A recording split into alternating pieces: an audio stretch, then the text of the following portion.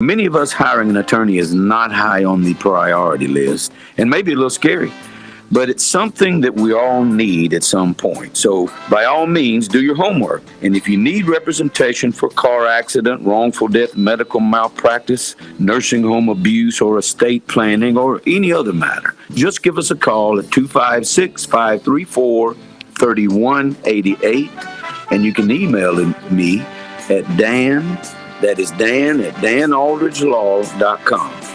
Dan at danaldridgelaw.com. God bless America. No representation is made that the quality of legal services to be performed is greater than the quality of legal services performed by other lawyers. SportsMed is the official team physicians of the Rocket City Trash Pandas. And if the pros trust SportsMed, you can too.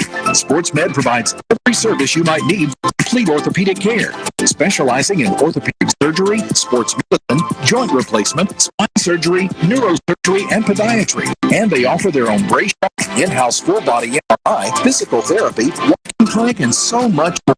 Their locations and on the web. Hey, good morning, everybody. Welcome into a little pre-show chat here on 97.7 ESPN The Zone.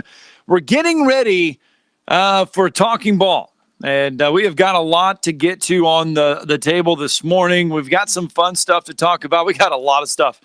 We're going to continue to get you ready for the NFL draft. What else are we going to talk about? We got to get you ready for the NFL draft. How would you rank the quarterbacks? Where would you rank the quarterbacks?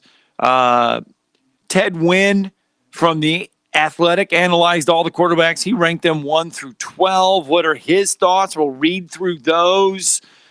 Bruce Feldman spoke to NFL coaches on the top quarterback prospects. What did he hear back? It's interesting what the coaches think and what everybody else thinks. Big news when it comes to the Rocket City Trash Pandas. Are we excited to see Rocket City Trash Panda baseball? Alabama spring game, there was the largest sporting event attended during the pandemic. Since the pandemic, that distinction will come to an end soon. When will it come to an end? We'll fill you in. Vanderbilt's Jerry Stackhouse loses a big name in the transfer portal. Big news from the Alabama High School Athletic Association. A couple fronts there. The SWAC conference makes a change for the championship game. We've got a lot of stuff to get to, but we want to get your opinions this morning. We want to get your thoughts. If you're watching us on Facebook or if you're watching us on Twitter, Twitch, or YouTube, send in your comments on that line and we'll read them. We still read your Facebook Live comments, your Twitter comments. We want that interaction from you. It's just another avenue. If you can't listen to us in the radio, or if you're at home or you want to watch us on YouTube, you can.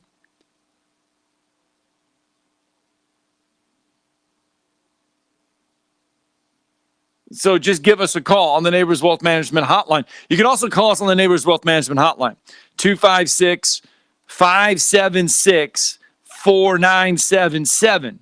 256-576-4977. That's the number to the Neighbors Wealth Management Hotline. We welcome your phone calls. We welcome your thoughts on YouTube, on Twitter, on Twitch, on the YouTube channel.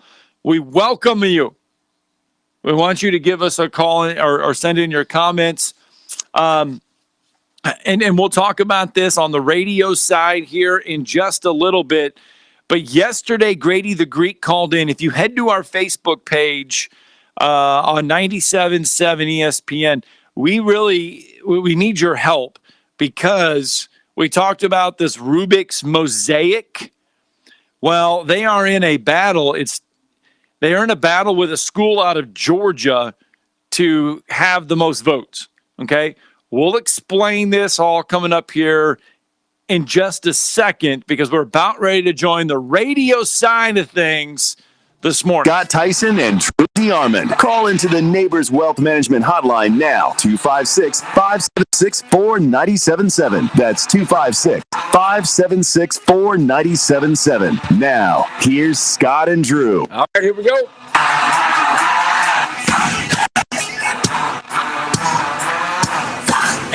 And just like that, we say welcome in and good morning, everybody. Welcome in to 97.7 ESPN The Zone. Scott Theisen, Drew DeArmond with you until 9 a.m. And we appreciate everybody for joining us this morning. We hope you are off on a good Thursday. We thank you for joining us. And hey, once again, you can find us on Facebook Live, Twitter, Twitch, and our YouTube channel. So we appreciate everybody for joining us there.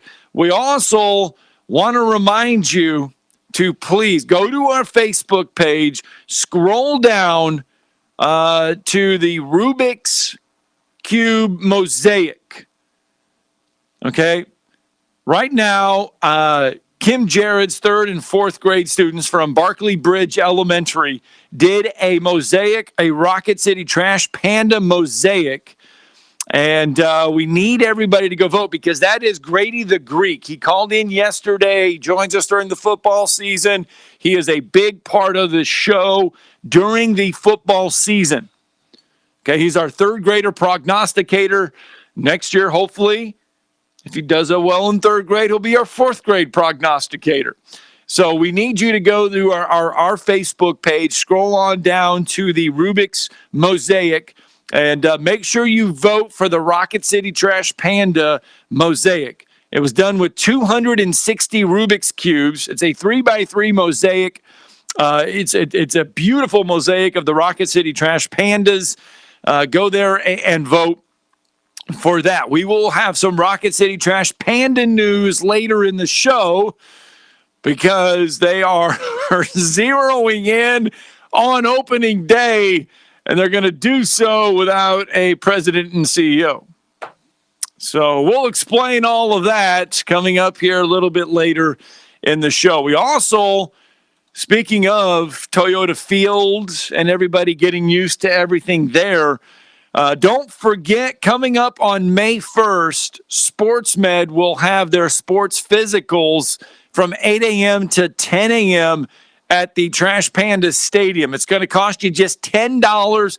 Remember, all proceeds will be donated to Free to Teach. All athletes, any school, club, grades 6 through 12, you can get a physical from SportsMed from 8 a.m. to 10 a.m. at the Trash Panda Stadium. All you need to do is bring a printed copy of the state-required physical form, and you take that there, pay $10, you get your physical.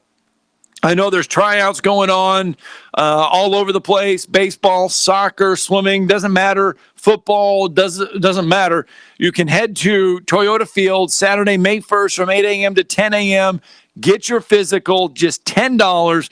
Again, all proceeds donated to Free to Teach. So there you go. We have some Alabama High School Athletic Association news as well. We'll get to that a little bit later in the show. Some big news there, some news involving football, some news involving Steve Savarese. So we got all kinds of things to go to on the Alabama High School Athletic Association. But as always, the show belongs to you. And you can get a hold of us on the Neighbors Wealth Management Hotline, 256-576-4977. 256-576-4977. That is the number to the Neighbors Wealth Management Hotline. We welcome your thoughts, your opinions, your concerns, anything related to the sports world. Go ahead and give us a call. We can also send in your questions, your comments, your concerns on Facebook Live, Twitter, Twitch, YouTube, and Twitter. We are all over the place. What else do we have in store for everyone on this Thursday? We'll continue to get you ready for the NFL Draft. 1 week from this evening, round 1 of the NFL Draft will get underway in Cleveland. We already know quarterbacks are going to go 1, 2, and 3. Will quarterbacks go 1, 2, 3, and 4? That is the question. Only the Atlanta Falcons can answer the 4th question for us. We know 1, 2, and 3. The biggest thing with number 3 is, will it be Mac Jones, Justin Fields, or Trey Lance? We'll continue to sort through all of that because Ted Wynn and the Athletics says, okay, these are the quarterbacks 1 through 12 in my mind, writes a short thought and I guess you could say diagnosis of each of those 12 quarterbacks. We'll read you what he has to say about Justin Fields, Trey Lance, and Mac Jones. Bruce Feldman spoke to NFL coaches on the top quarterback prospects in the draft. What were their thoughts on Fields, Jones, Lawrence, and Wilson, and Lance? What was his thoughts? And it's interesting because this is the type of remember what Mike Detillier told us. Okay, go back a couple weeks ago. What did Mike Detillier tell us? This is the silly season. Agents throw things out there. Okay, agents throw things out there for people to read, to talk about, to bring somebody up, to tear someone down. I mean, this is like those old-time scales where it goes back and forth, up and down, up and down. And nothing, when we talk about Bruce Feldman and Ted Wynn, these two articles, boy, oh boy, it is completely, it's a 180 on both of these. That's why I will talk about them, because it's different contrasting thoughts. And it's something that only the NFL draft right now can provide. Big news, as we mentioned, when it comes to the Rocket City Trash Pandas. We'll go over that. The Alabama spring game on Tuesday, we told you that it was the largest sporting event attended in the United States since the pandemic began. But it appears that distinction is going to come to an end. Okay, we'll let you know when. Could it be this weekend? Could it be in the next couple weekends? Vanderbilt and Jerry Stackhouse lose a big name to the transfer portal. We mentioned we got big news from the Alabama High School Athletic Association. We'll check in with Lane Kiffin, Manny Diaz, James Franklin. The SWAC makes a change when it comes to the championship game. All that sports related. But how about this for weather related? I woke up this morning and I was walking the dog this morning.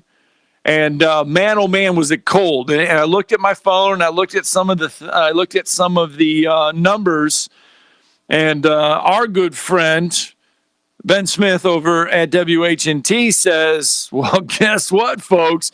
We tied the low record of 34 degrees at the Huntsville International Airport, and we tied that with the 1994 34 degrees mark. So yeah."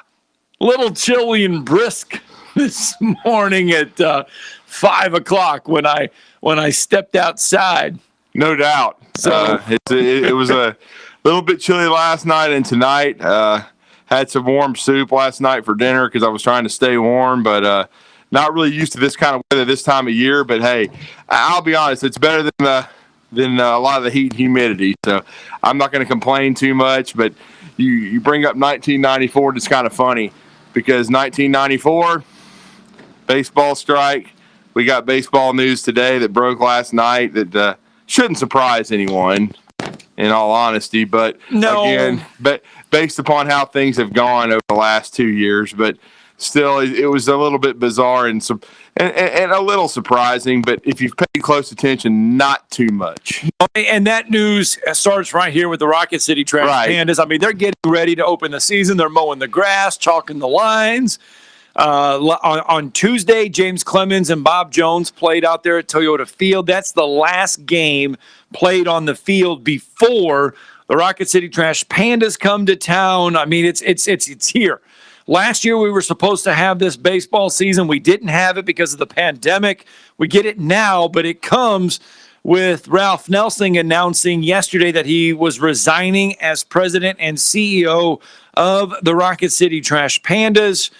He says, does Ralph Nelson, that he is a better builder than he is a runner and organizer of a team. So Ralph Nelson's forte, if you will, and I don't think it was a shock. I think a lot of people felt this outside of the organization, people that followed baseball, followed the Rocket City Trash Pandas, followed Ralph Nelson and everything that was going on. They got a sense that once this was up and running, Ralph would take off anyway. And Ralph Nelson is a better builder. And so what he is going to do is he is leaving and he is going to he's going to do exactly what he did for the Rocket City Trash Pandas to another franchise. He's helping them get a ballpark built. And relocate. He's helping them relocate. Yep. He's helping them get off their ground. And he's going to continue to do that. He's doing exactly what he did to the Rocket City Trash Pandas. Now the Trash Pandas say, hey, we're in good hands. We got a general manager. We got a vice president. Nothing is going to change. We feel that we are ready to go. They look forward to continuing to play an active role in bringing joy, entertainment, and the pastimes for years to come in North Alabama. So that is the big news. Something is going to change. Somebody's got to be president. They got to bring in another one. Right. I mean, we'll see. Only thing that made me shake my head is what Ralph Nelson said when he got here. Was if they were going to be in the community, he was going to be here. They were going to be front and center.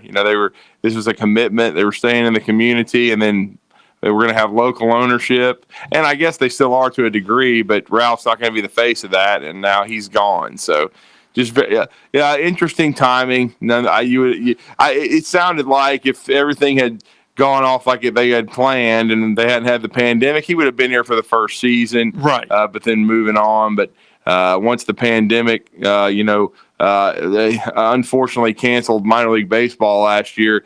He stayed to make sure the franchise was going to continue to be steady as she goes, getting ready for this season, hopefully, which they are.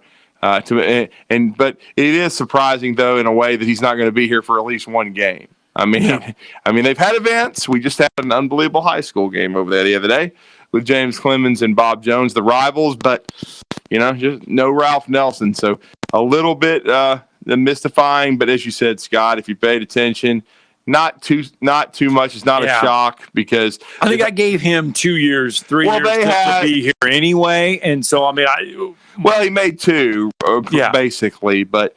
It's just one of those things. They've had so much turnover. Hopefully, they're going to stabilize, and then we're actually going to see product on the field on May 11th, which is exciting. So, we all just want minor league baseball back, and good to have it. And I guess thank you, Ralph, for getting the team relocated and the stadium built. But good luck to you in your future endeavors. Yeah, and if you have not paid attention, the Rocket City Trash Pandas for the opening day. They will not have an attendance restriction. They are going full capacity for opening night out there. Just don't tell Dan Woken. He'll have a coronary. Well, I'm sure he's getting ready for, let's see, what season is It's almost the Kentucky Derby, man. He's all over it. Well, there was snow. You know what? There was snow on the ground. I don't care. He needs to be all over it. That's about his speed. Horse racing and tennis. No disrespect to those two sports. Horse racing is pretty fast, by the way, though. Well, good. Keep his attention. Joy to the world. Oh, he hasn't had much to talk about lately. I'm sure he was riveted to First Take yesterday for 2 hours. That's all I'll say. We're picking on... let's see here. You brought him up, so let's see here. What has Dan Woken talked about let's just see. Yeah, I was just trying to see if he has talked about anything worthwhile. And he hasn't really. He hasn't. No. He really hasn't. So there you go. That's the big news there. So let's stay local since we are talking Rocket City Trash Pandas. Let's go into the Alabama High School Athletic Association news from yesterday. That has to do with executive director, and we've had him on this show a couple times, Steve Savarese, announcing his retirement yesterday. He has been the executive director of the High School Athletic Association for 15 years. And he made the announcement yesterday. He's going to stay in place, though, until they can find his replacement. And his replacement has had time to adjust to the position. So he's not going going away right away. Yeah. Stepping away, I should say, right away. But Steve Savarese announcing his retirement yesterday. Yeah, and this was rumored for a year or two. But certainly, I think with what the country and the state went through with the pandemic, he felt like he really needed to help guide the AHSAA through this, and we spoke with him during this time, Scott, and he's always been good to us. And I've lauded the AHSAA for how they've handled the pandemic and taking precautions, but also allowed these young people, the student athletes. I was talking to our good friend Jack Doss about this week on the phone. That they don't get a do-over. You can't, okay, well, we're giving you an extra year of eligibility. That doesn't happen in high school. So last year's senior class stopped. They didn't get a chance to finish the spring sports. And I know that especially the baseball, the softball, the soccer, things of that nature track, outdoor track. But this year they're going to get a chance to finish it. We hope and pray it looks very, very promising, certainly. And you feel good for at least this senior class. I mean, certainly recruiting and things of that nature of trying to go to the next level in college in some ways has been disrupted, but at least they've been able to go out and compete, and their families have been able to see them play, and that is the most important thing. And I just want to, credit Coach Steve Savarese for what he's done. He's modernized several things. I mean, I think he has had a good run as the director. Now I'm going to be interested to see what avenue and who they go toward next.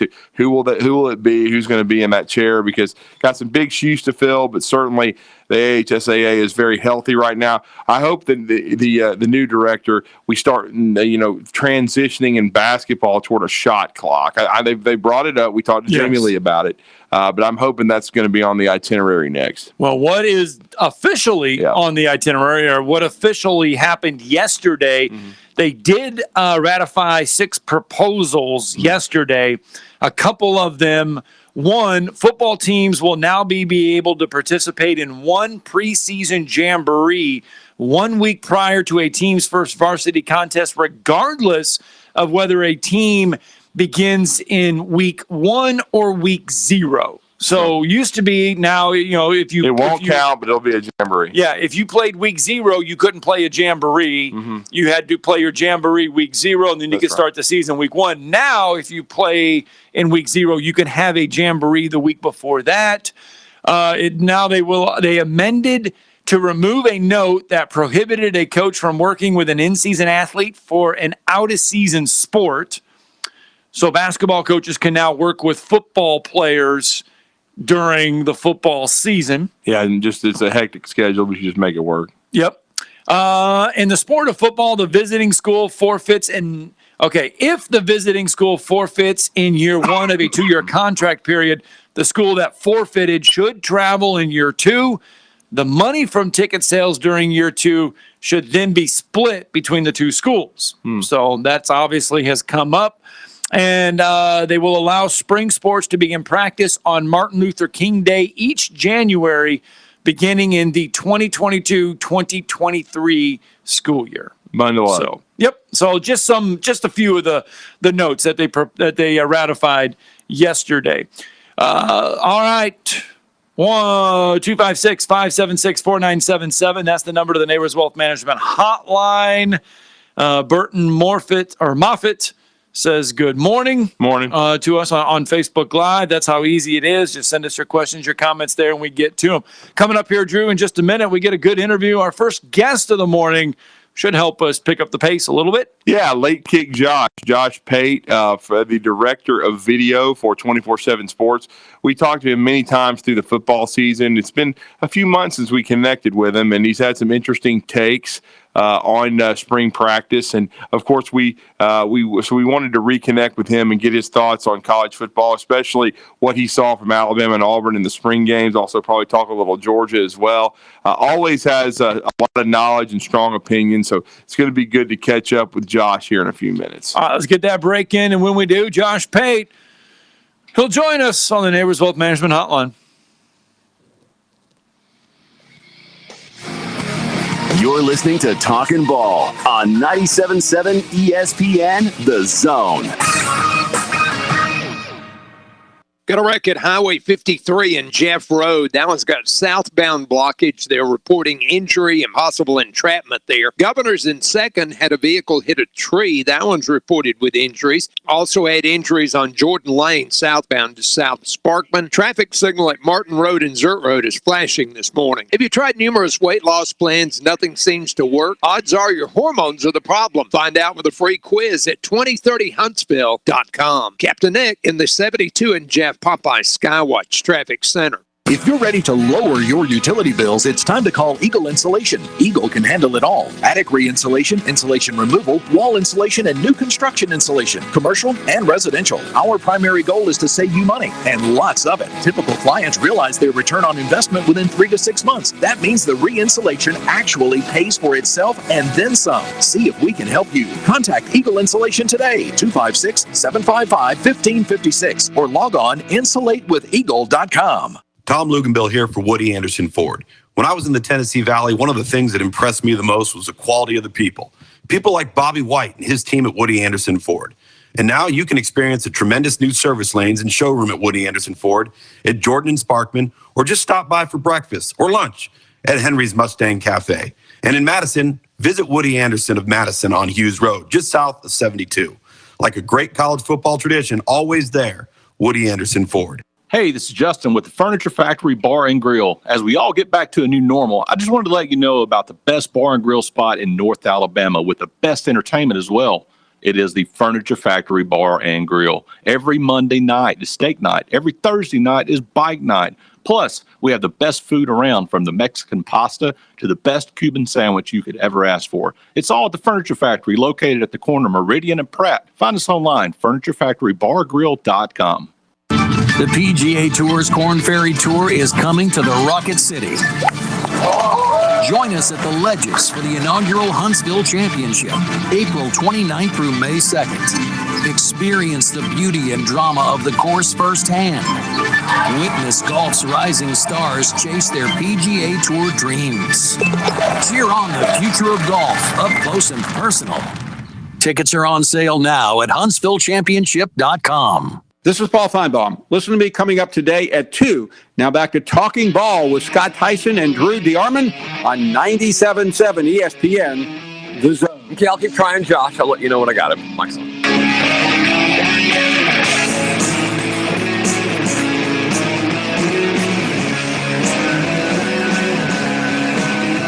And welcome back, 97.7 ESPN, The Zone's Talking Ball. It is 7:25 on a Thursday morning. And last weekend, 7 SEC teams had their spring games. This weekend, you get some more. And you get Tennessee this weekend. You get Ole Miss this weekend. We've talked a lot about Tennessee, Drew. Does Ole Miss intrigue you at all as far as next year, what they may do? We know offensively Lane Kiffin will have another good offense, but what intrigues you, if anything, on Ole Miss? Can they tackle? That's what intrigues me. Can they stop running water?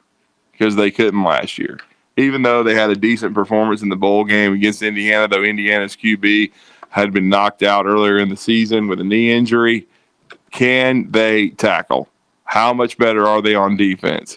Because they were elite offensively, even though Matt Corral had 2 or 3 meltdowns. But they were still really productive and really good.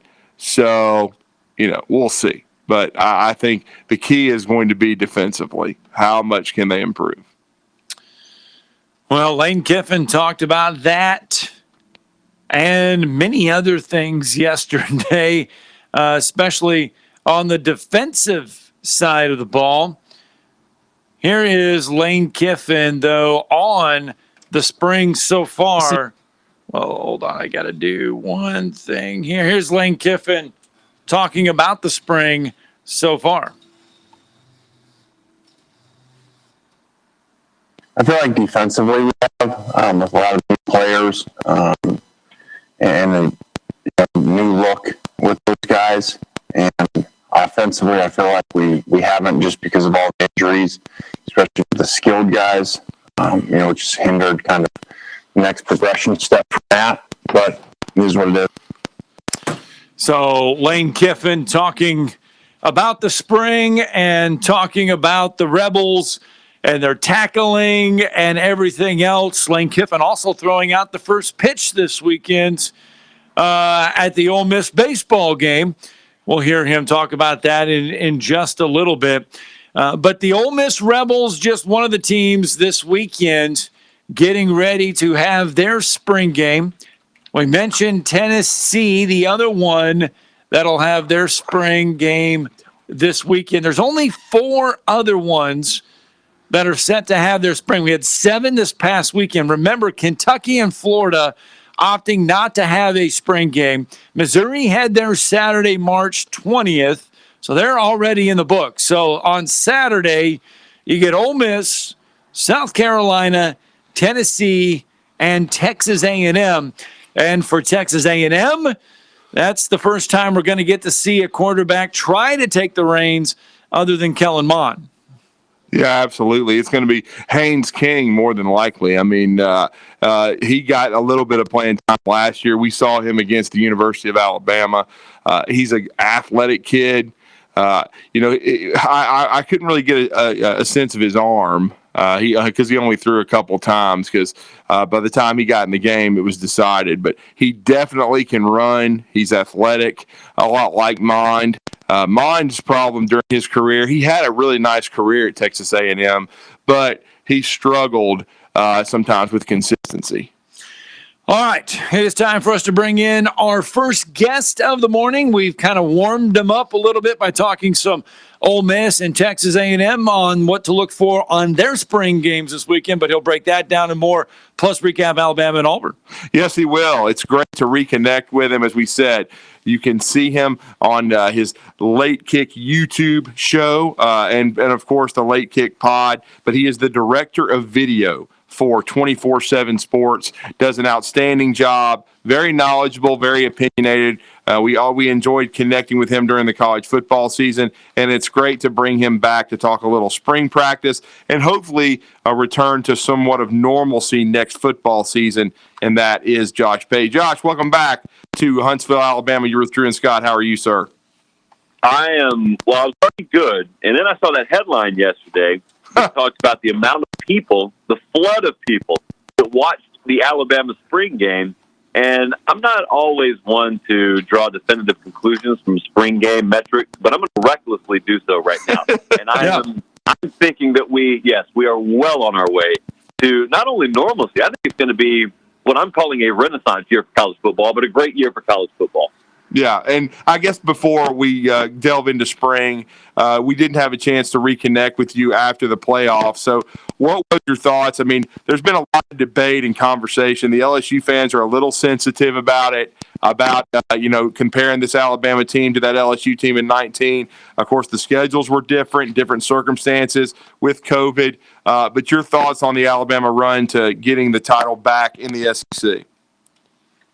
Well, I thought it was the best team I've seen Nick Saban have. I thought it was the best run, all things considered. I don't know if you looked at the football side of things, everyone saw that. But I hope someday someone does a really, really deep dive documentary on the undertaking behind the scenes to pull that off and to make sure that they were relatively unscathed by COVID. Now, you say that, but the head coach himself came down with it kind of 1.5 times, it seems like. But it was incredible to witness. The one thing that I really, really hate is because you had that backdrop, because you had that whole COVID backdrop, that's sort of an asterisk, not in the result-oriented side of it, but in the process-oriented side of it. Everybody attributes that to where when you're trying to do comparative analysis, people say, well, I go LSU 2019 because with Bama in 2020, you just never know. You never know how COVID impacted this and that. And I look at them and I cross my eyes and I say, okay, buddy. But having said that, just in the bubble of 2020, it was amazing to watch. Exceeded even the wildest expectations in Wetumpka, Alabama, and that's saying something. Well, obviously, the momentum has carried over, but we last few days, we have just been talking Mac Jones nonstop. How do you see Mac Jones on the next level? I think he's the most pro-ready guy. I don't get into the draft a whole lot, but I think he's the most pro-ready guy. And here's what's really crazy when you say that. That includes Trevor Lawrence to me. I think Trevor Lawrence, I think as highly of the guy as everyone else does. I've laughed a great deal at the whole Justin Fields situation over the past month, only because I think he's going to be successful, okay? And I know that these days every quote is recorded and every quote's on the record. And so we're going to get to dig back 2 or 3 years down the road when he's probably successful, and we're going to get to see all that. But Mac Jones, man, the knocks on him I just don't think are going to matter. The knocks on him would, first off, be largely rendered moot if he did nothing more than a bunch of crunches and had a six-pack, which has nothing to do with your game. But if he just looks better with his shirt off, he would probably shave off about 75% of the criticism. Because when you have a dad bod, that's equated to non-athlete. But people equate athlete to, well, you better be able to run a sub 4.5 or you're not an athlete. Mac Jones is an incredible athlete. He's just not the kind of athlete that's going to go heads up against Usain Bolt in a 100-meter or anything like that. He is so cerebral. He throws guys open. That's what stood out to me the most when we started watching him when he had to come in for Tua last year, he led guys. All those receivers, man, the reason they look so wide open is because he's hitting them in stride most of the time. And even with Trevor Lawrence, I don't think he matches that accuracy. He got a better arm. I don't think he matches that accuracy. And I don't think I'm having to give up a great deal in the arm talent category, by the way, with Mac Jones. So if I'm an NFL fan of a team, I'd be very excited if my team drafted him. Well, and now, speaking of that, piggyback, I know you were watching spring football across the SEC, 7 games last Saturday. Your thoughts on Bryce Young and how he looked is now he will take the torch from Mac Jones. It's really a refreshing situation, and it's not just exclusive to Alabama. They've got one happening at North Carolina right now with Drake May, down at LSU with Garrett Nussmeier. These situations where high-profile quarterbacks come in. Now, none of them higher profile than Bryce, but high-profile quarterbacks come in. But unlike the situation they're pressing for at Michigan or Oregon right now, they're not having to start as true freshmen. And so they get to be ultra-talented, but they also get to sit and observe a year. They get a little game action, but they get to observe a year. They get to mainly soak in the system and the atmosphere, but mainly the system. So what I think stood out in Alabama's spring game, and I think we heard Saban say it a couple of times, is when Herb Street and the guys on the crew would ask him, there's no question about his grasp of the offense. And you don't have to hear him say that. When you watch Bryce Young operate, there is no timeout, let's get our you-know-what together. There's nothing like that. He's got a full grasp of the offense, knows how to operate, and that's in spring. So you still have an entire summer and entire fall camp to go through. But the concerns that you'd normally have with a first-year starter, my point is, you won't have with him. He'll make mistakes. But I think a lot of times they may be more physical in nature than mental in nature. And then when you say that, when you know the talent package you have there, and you know the talent you're going to surround him with, and oh, by the way, it looks like defense is going to be a thing there again this year, then all of a sudden you look and you say, okay, well, championship is once again the expectation. Yeah, no doubt about that. Defensively, I thought they had a lot of young talent that just really stood out. And now I'm of the opinion, and Josh, we haven't seen the SEC go official with it. We know nationally the transfer rule is going into effect. We believe the SEC will approve the interconference transfer rule. After seeing all the young players in the last couple of weeks, being able to see a scrimmage and then see a day, go back and watch it on in the recorded version. I think Alabama would be just fine without Henry To'oTo'o. We'll see what Nick Saban decides to do there, but they have enough young players. I know this is kind of going to sound blasphemous, but I know you follow recruiting very closely because you're with the 24/7 Sports Group, and they've they set the standard there. But the recruiting for Alabama has almost gone to the next level the last 3 years. I think it's the best it's ever been. That's why I think their teams are the best they've ever been. I don't know what I would have said to you if in 2011 you told me, hey, a decade from now, they're going to be way better than they are right now. But yet I'm looking at it, and I do think that these rosters and these overall recruiting efforts and teams are significantly better. I think the staff is at or right around being at as good as it's ever been. The infrastructure is as good as it's ever been. And I talked to some people inside that infrastructure, and even they're wowed by it. And so, yes, I agree with that. And circling back to Henry To'oTo'o, I know that does sound crazy. And I've talked to some people, and I got a little pushback on that because I tend to side with you there. Here's the one pushback you get. There was a year where it looked like they were loaded at running back, and all of a sudden everyone got hurt, and then all of a sudden, okay, well, remember when we thought we were loaded? And it happened at linebacker too. So I understand the theory that you can never have enough healthy, talented bodies on the roster. Having said that, I don't want to predict injury. And so if we don't predict injury, we just expect relative help from this crew. I do not believe if Henry did not come to Alabama, I don't think it's something that Bama fans would be sweating a whole lot come week 6 or 7. Wow. Let's talk about the other team that had their spring game last weekend, the Auburn Tigers and Brian Harsin. We obviously, Bo Nix is going to be under the microscope on how much he can improve with new offensive coordinator Mike Bobo and Brian Harsin's tutelage. Yeah, the shame there could be, I don't want to say it so negatively, but it's going to sound negative. There is a scenario where it may not matter how far along Bo Nix can come this year, or probably the better way to say it is you may not be able to tell how far along he's come. The people around him. Yeah, well, right. This 2021 season, I've spoken to you guys about this before. I vividly remember it. There has been for 2.5 years down there a huge fear about what 2021 is going to look like on offensive line, and they never could address it. And so even if Malzahn was there this year, and these are the guys he recruited, they'd be in a world of trouble on the offensive line. And they have not rectified it. Now you have the last-ditch effort that everyone thinks they're going to be saved by, and that is the transfer portal.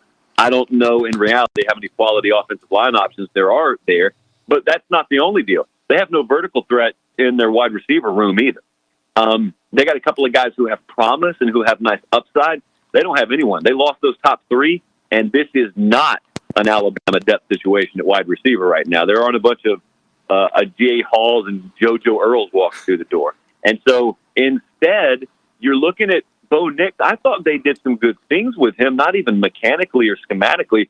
They did some things with him to push him in the spring game, like having him make his own checks at the line of scrimmage, having him manage tempo. And while that may sound basic to a lot of folks, if you played for Malzahn, you never did that. The sideline thinks for you, where all you're supposed to do is just operate, and you're just supposed to execute.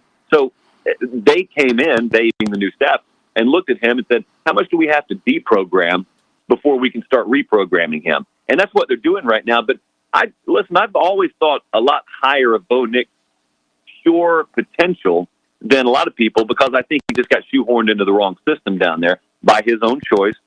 Having said that, I don't know that we'll even see what kind of progress he makes this year if they don't address some of those other issues.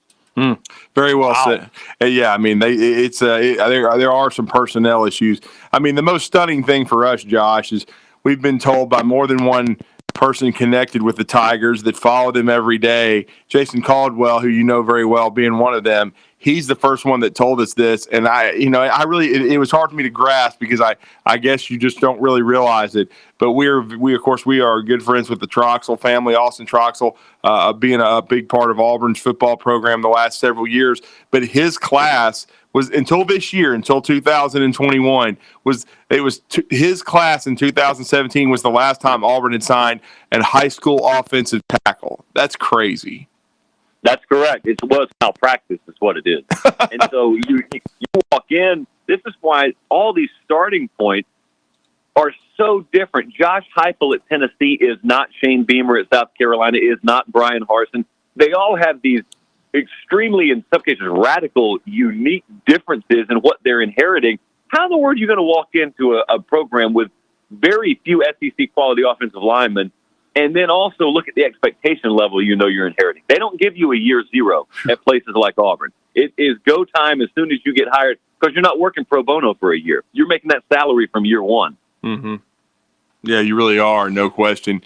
And what are your thoughts on defensively under Derek Mason? I think they should be solid. I think they have some pretty good talent. I know they had recruited some young defensive linemen everyone was excited about. They've got some linebacker talent back. And Mason knows the league. I think they should be solid on that side of the ball, but I wanted to get your thoughts. Yeah, Derek Mason is, to me, one of the most intriguing names in the SEC this year. Derek Mason, I know most people know him, but for those unfamiliar, his last 2 stops were Stanford and Vanderbilt. Vanderbilt is the head coach. And the reason I mention that is because what Brian Harsin got, that I think most people know he got, is a pretty darn good defensive coach. What he may have gotten also that very few realize he got is a great recruiter. Because if Derek Mason is a great recruiter, there's no way we'd know it. You don't show those things at Stanford. You don't show that at Vanderbilt. And so I know that right now people may look at him early on and say, what kind of defensive guys can he recruit? Man, Derek Mason would be a national recruiter for me. If I were Brian Harsin, Derek Mason would not strictly be recruiting defensive types. He'd be recruiting everyone. For me, I'd treat him a lot like Saban treats a guy like Taj Lupoi, let's say, to pull a name out of my hat when he used to have him. He'd send Taj Lupoi all over the country. I'd send Derek Mason into the living room of my wide receivers, my quarterbacks, because he may end up being one of the integral pieces for their recruiting effort down there. And keep in mind, that effort involves leadership from a guy who is foreign to this part of the country. So you better have some stalwarts on the assistant side of your staff. All right, Josh, I got to ask you, how in the world ESPN puts out these FPIs, and I'm sure you've seen this, how in the world can Mississippi State be ranked inside the top 10 or top 5 when it comes to these FPIs and a possible top contender in the West? Alcohol. I think is the answer to that. But this is a big problem. Well, it's a relatively big problem, okay? A lot of times in the data-driven and predictive model community, you got these guys. I know one of them. I got one of them who runs one for me. We've done it for a long time. It doesn't have a fancy acronym on it. Maybe it should. But a lot of times those models will spit out something crazy. But here's what's supposed to happen. What's supposed to happen is there's supposed to be a human with a functioning brain and intuition and reasoning skills on the other side to catch what spits out before it makes it out into the public. Apparently, the fine folks at FPI are either on vacation or don't know any better, and they say Mississippi State number 8. That sounds legitimate. Let's put it out there. And there it is in front of God and the world and everyone. Yeah, we've been mystified by that one. And Iowa State a possible 4th seed in the playoffs. We'll see that Scott is from Iowa. Let's preface this, and he's a Hawkeye. They didn't even do. Well, they did. They did play in the Big 12 championship game, Scott. I mean, come on, at least. I mean, and that's significant for them. Yeah, but still. And they've held on to Matt Campbell this long. I think Mike Leach probably laughed as hard as anyone at seeing his team ranked number 8 in FBI. He probably would. You're right about that. He wouldn't. He's not going to turn away from it. But I also wanted to ask you though about Georgia. What do we are in your mind as post spring practice? Are they the definitive favorite in the East? By 10 miles, yeah, they are. They had a situation in the spring game where they had half a dozen scholarship receivers out. I think it serves them well because they know what they have. Spring game doesn't change anything for them. Mm-hmm. But I think it creates it kind of manufactures really some questions, that along with the George Pickens situation. I don't think receiver is going to be a huge weakness for them. Like I think I've read some people believe it will be. Now, here's the truly fascinating concept with Georgia. For the first time, easily the first time in Smart's tenure there, you go into a season and you can actually look at Georgia football and say, you know, defensive back is a bigger concern than quarterback. Or for that matter, you could say offensive line is a bigger concern than quarterback. Those are two take it to the bank position groups normally for Georgia. And quarterback's normally the one where we say, Stetson Bennett, or is it Ben-A? Is the T soft? Who is that guy? Well, now all of a sudden you got one. You got a guy, and JT Daniels kind of like Bryce in the sense that he's now had a year, and he started at some point last year, but he's got a year now. So there's a full grasp of the system. There's no concern about that. There's no learning curve, and you're going to have good talent at receiver, and you got a good backfield in the running back department. But offensive line, defensive backfield, those are the two circle areas for Georgia right now. There will be no wiggle room for excuse making. If the defensive backs are what let them down, and you got Lanning and Smart and Muschamp on a staff, no one's got time to hear that. I'm most fascinated by that opener with Clemson. I think it's going to be the biggest one of the season in our opening weekend. I think yes. So I agree with you there. I was totally unaware until about 2 weeks ago when I was trying to start mapping out my schedule for this fall that Notre Dame goes to Tallahassee in week 1. I didn't even know that. Wow. That's a great point. I didn't know that either. I mean, I guess it's because Florida State's kind of fallen off the map. Yeah, what a world we live in. Can you imagine telling someone in the Bowden years, Notre Dame's going to kind of sneak into here and people aren't going to realize until they open their paper that Monday morning. Now, here's the added bonus.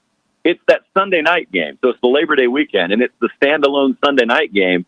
So everyone gets to watch it. So, yeah, you got Miami, Bama. You got LSU going halfway to China. They're going to play at UCLA. You got Notre Dame going down to Tallahassee. And then you got Clemson, Georgia. And then you got Oregon, Ohio State in week 2. So there's some really good out-of-conference openers. Yeah, because who will ever forget that 1993, the anticipation of Charlie Ward and the Knowles traveling to Notre Dame and falling, but then still turning around and winning the national championship. Wow. But Josh Pate, great stuff. We look forward to connecting with you again as the college football season approaches. But you do an outstanding job, brother, and let everybody know how to connect with you and all your work. Yeah, I appreciate it, man. It's one of my favorite shows to come on, so thank you first off. Secondly, you can find anything that we do with Late Kick on the 24/7 Sports YouTube channel or in the Late Kick podcast feed. And to find me, you may or may not want to do it, but to find me, you can follow me on any of the socials at Late Kick Josh. Absolutely. Got to find that. Appreciate it. Have a great day. Thanks, Josh. All right, guys, appreciate it. Josh Pate with us. Great stuff there. Let's go to break. When we come back, we'll rehash everything we just heard.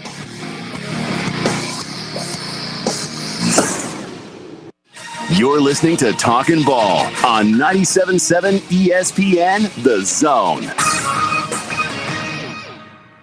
Got several accidents working now. 53 in Jeff's got southbound blockage with injuries. Governors in 2nd had a vehicle hit a tree. That one's reported as an injury type. And we have one on Jordan southbound just south of Sparkman that had an injury involved. Traffic signal problem this morning, Martin Road and Zert Road. You get Popeye's Shrimp Tackle Box or their Surf and Turf for $5. That's 8 crunchy buttermilk shrimp or 4 regular shrimp with a side and a biscuit. Popeye's, Jordan Lane, North Parkway, and 72 at Jeff Road. Captain Nick in the Popeye Skywatch Traffic Center.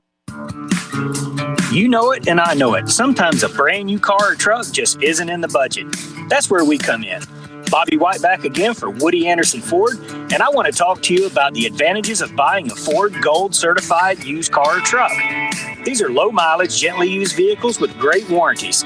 A 12-month, 12,000-mile comprehensive limited warranty, and a 7-year, 100,000-mile powertrain limited warranty.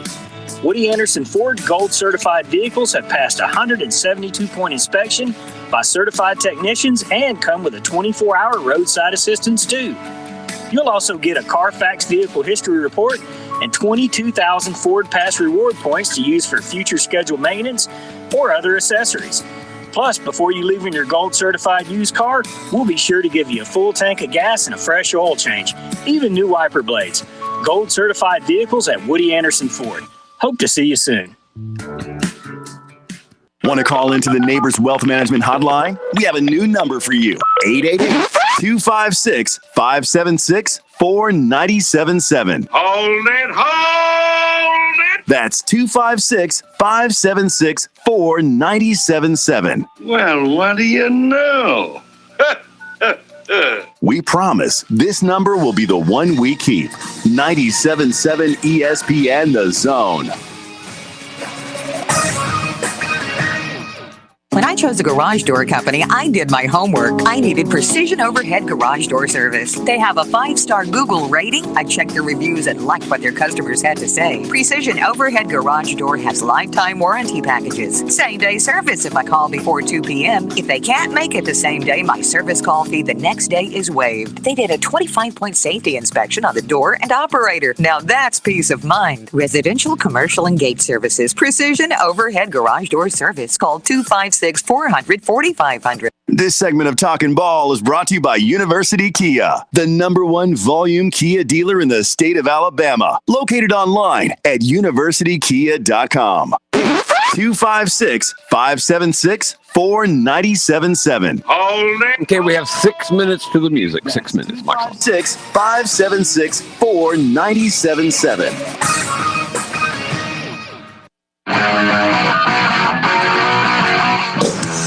7:50 here on this Thursday morning. Welcome back to Talking Ball, 97.7 ESPN The Zone. The sun is shining. Don't let it fool you. It's still a little chilly now, but it'll warm up as the day goes along.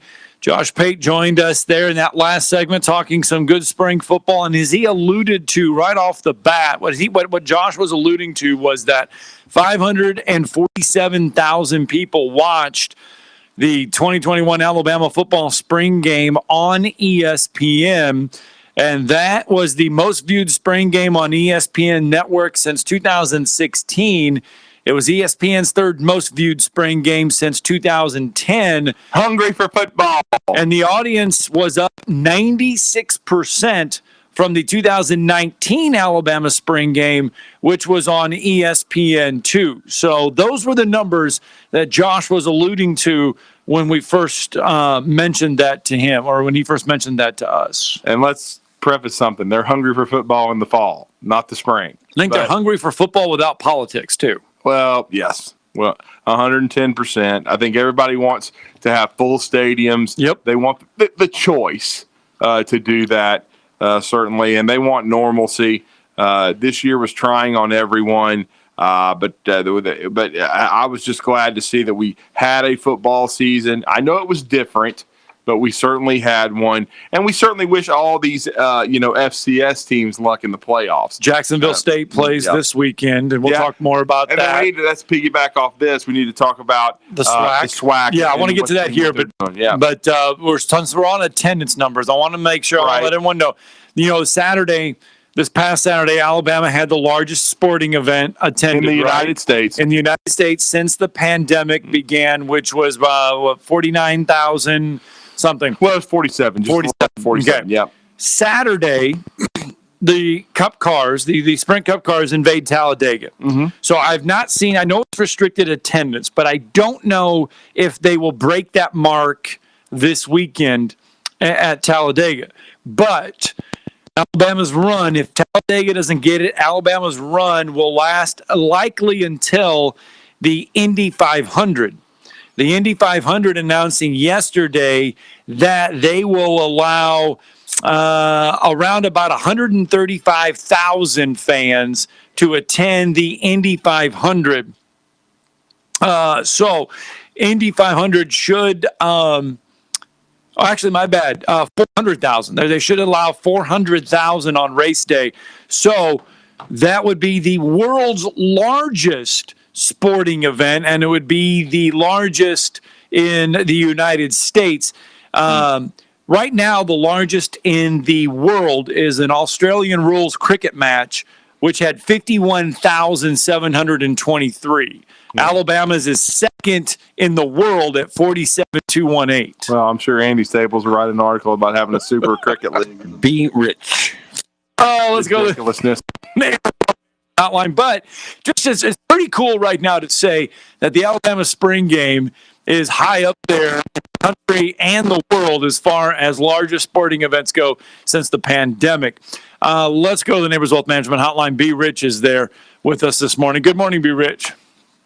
Good morning, fellas. Morning. Hey, I wanted to call in and talk to you guys. You guys were talking about attendance numbers and fans back in the stands. I'm going to tell you, I attended Tuesday's Huntsville Grissom baseball game. Yes. You know, everybody has to buy the tickets on the GoFan app and all that. Mm-hmm. I've gone to a lot of games this spring. That's the first time I've seen the app, announce that the tickets were sold out. That game was sold out, so it had capacity. There were a lot of fans in that stand. By the way, it was an exciting game. Grissom didn't come out on top. It was, I don't know, Drew, if you've heard about this game. Oh, we talked about it yesterday. It's not every day that Grissom's winning 8-0 in the sixth inning, and then a complete meltdown happens, and they lose 9-8. I was completely shocked when I saw the highlights. Complete meltdown. I mean, Huntsville put up a 9. Huntsville didn't do much, and then put up a 9 spot in the top of the sixth. And it was, I want to say, 6 of those runs, Drew, came with 2 outs. Wow. So a lot of those runs came with 2 outs. It was, they could do no wrong. And you should have, you could just feel the momentum shift. But the rematches tonight over at Panther Field, I will be in attendance. I hope it was refreshing, y'all, to see that those stands packed out. And the atmosphere Tuesday was electric. Of course, the air came out of the stadium in that sixth inning for Grissom, so that kind of knocked the crowd back a little bit. But it was great to see people continues to warm up today. So there'll be another great crowd out there. But just great to see the stands filled up again and people getting out and enjoying sports. It's such a huge part of our daily life. Well, yeah, we were talking about it because, it looks as though Sparkman's got the area wrapped up. I think Grissom's pretty much got the 2 seed wrapped up. And really, Huntsville's just trying to be a spoiler this year. But certainly an unbelievable 6th inning for them. And I watched the highlights of the 7th inning. Grissom was definitely threatening. And then an amazing play by the second baseman at Huntsville to snare a line drive and get the double off to end the game. So it was the typical rivalry. I mean, those games are very emotional. It's the biggest rivalry in the city, and baseball wise, I mean, they always pack it out. So I'm not surprised. I'm sure it'll be sold out over at Huntsville as well. I'm sure it will too. And it was so great, Drew. We talk about this all the time, intensity and all-out effort. You saw both teams putting it all on the line. That kid made it second base. I mean, my hat's off to him. That kid, I think his name is Trevor Broom, the kid for Grissom that hit that ball. He hit that ball hard. If he was going to score the tying run, it was, there's no doubt the tying run was on second there, and the go-ahead run was at first. Would have been a chance there. Unbelievable catch and double play by that second baseman. It was awesome. I hope I have the opportunity to see that kind of game today with a slightly different outcome, but it is a doubleheader tonight. So I think the first game is at 4:30, second game right after. So you want to get out and if you're in Huntsville and you want to see some great baseball, go out and watch those teams get after each other. Yeah, because we've also got a huge game over at Bob Jones with James Clemens because Bob Jones has to win, or the winner. The winner takes all. Winner takes all, and the second seed behind Florence, and the loser goes home. So the stakes could not be higher. There's going to be some high emotion in both these rivalries tonight on the baseball diamond. All right, B. Rich. Well, we thank you for the call, man. Thank you. You got it. All right. Well, apparently Ed Adams wants to sell homes before he can sell homes because we got Ed Adams rolling, but we are ending the first hour here. We thank B. Rich for calling. We'll continue to take your calls at 256-576-4977 when we return to our Talkin Ball.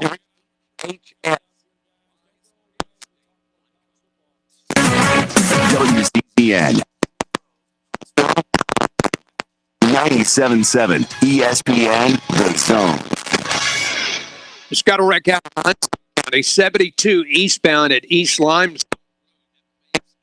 53 in Jeff southbound with an injury. Governors in second had a vehicle hit a tree. That one's got injuries. And Jordan southbound south of Sparkman, an accident there with injuries still trying to clear. Routine care to heart failure. Dr. Randall Burns and the team at Huntsville Heart Specialist have the expertise to care for all matters of the heart. Captain Nick in the Jordan Lane Popeye Skywatch Traffic Center. From the WZDX Pinpoint Weather Center, I'm meteorologist Emily Owen. For your Thursday, expect a sunny afternoon. High temperatures will top out in the mid-60s.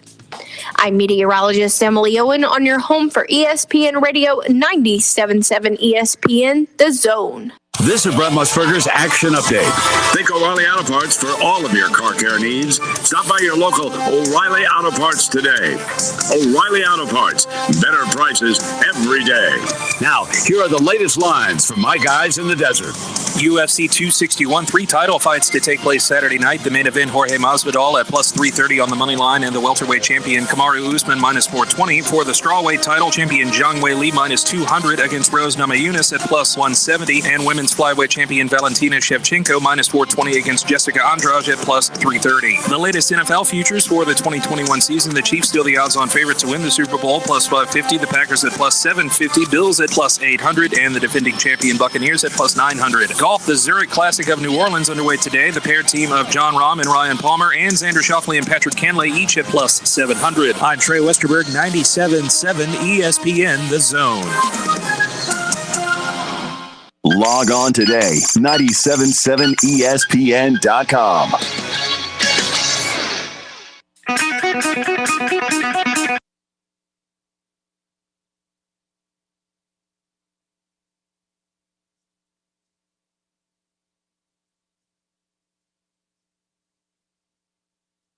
Wealth Management Hotline now, 256-576-4977. That's 256-576-4977. Now, here's Scott and... All right, here we go.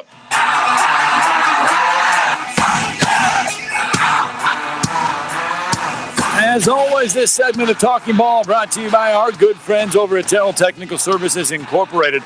They offer that full line of environmental health and safety services, including industrial hygiene, asbestos, mold and bacterial services, Legionella testing, water management plans, lead-based paint inspection assessments and abatement plans, environmental site assessments, LEED certified air testing, and more. Their staff holds all US EPA accreditations and nationally recognized certifications and credentials to necessitate your project to completion. Give Terrell Technical Services a call today, 256-461-9278 to discuss your environmental health or safety needs. Again, 256-461-9278 to discuss your environmental health or safety needs. And Drew, you alluded to it earlier in the show, but the SWAC conference did make a change. Alabama A&M, Arkansas, Pine Bluff were supposed to play on Saturday, not against each other, but whoever had the better outcome or whatever would earn the right to host the SWAC championship game. Yep. Well, if A&M would have done that, it would have been their one home game of the year. Their home game got canceled. Yep. Yeah. Well, fast forward to yesterday, and because of COVID issues, Arkansas Pine Bluff's opponent out. Alabama A&M's opponent out. Oh. And so then the SWAC conference was like, what do we do? Well, here's what we're going to do.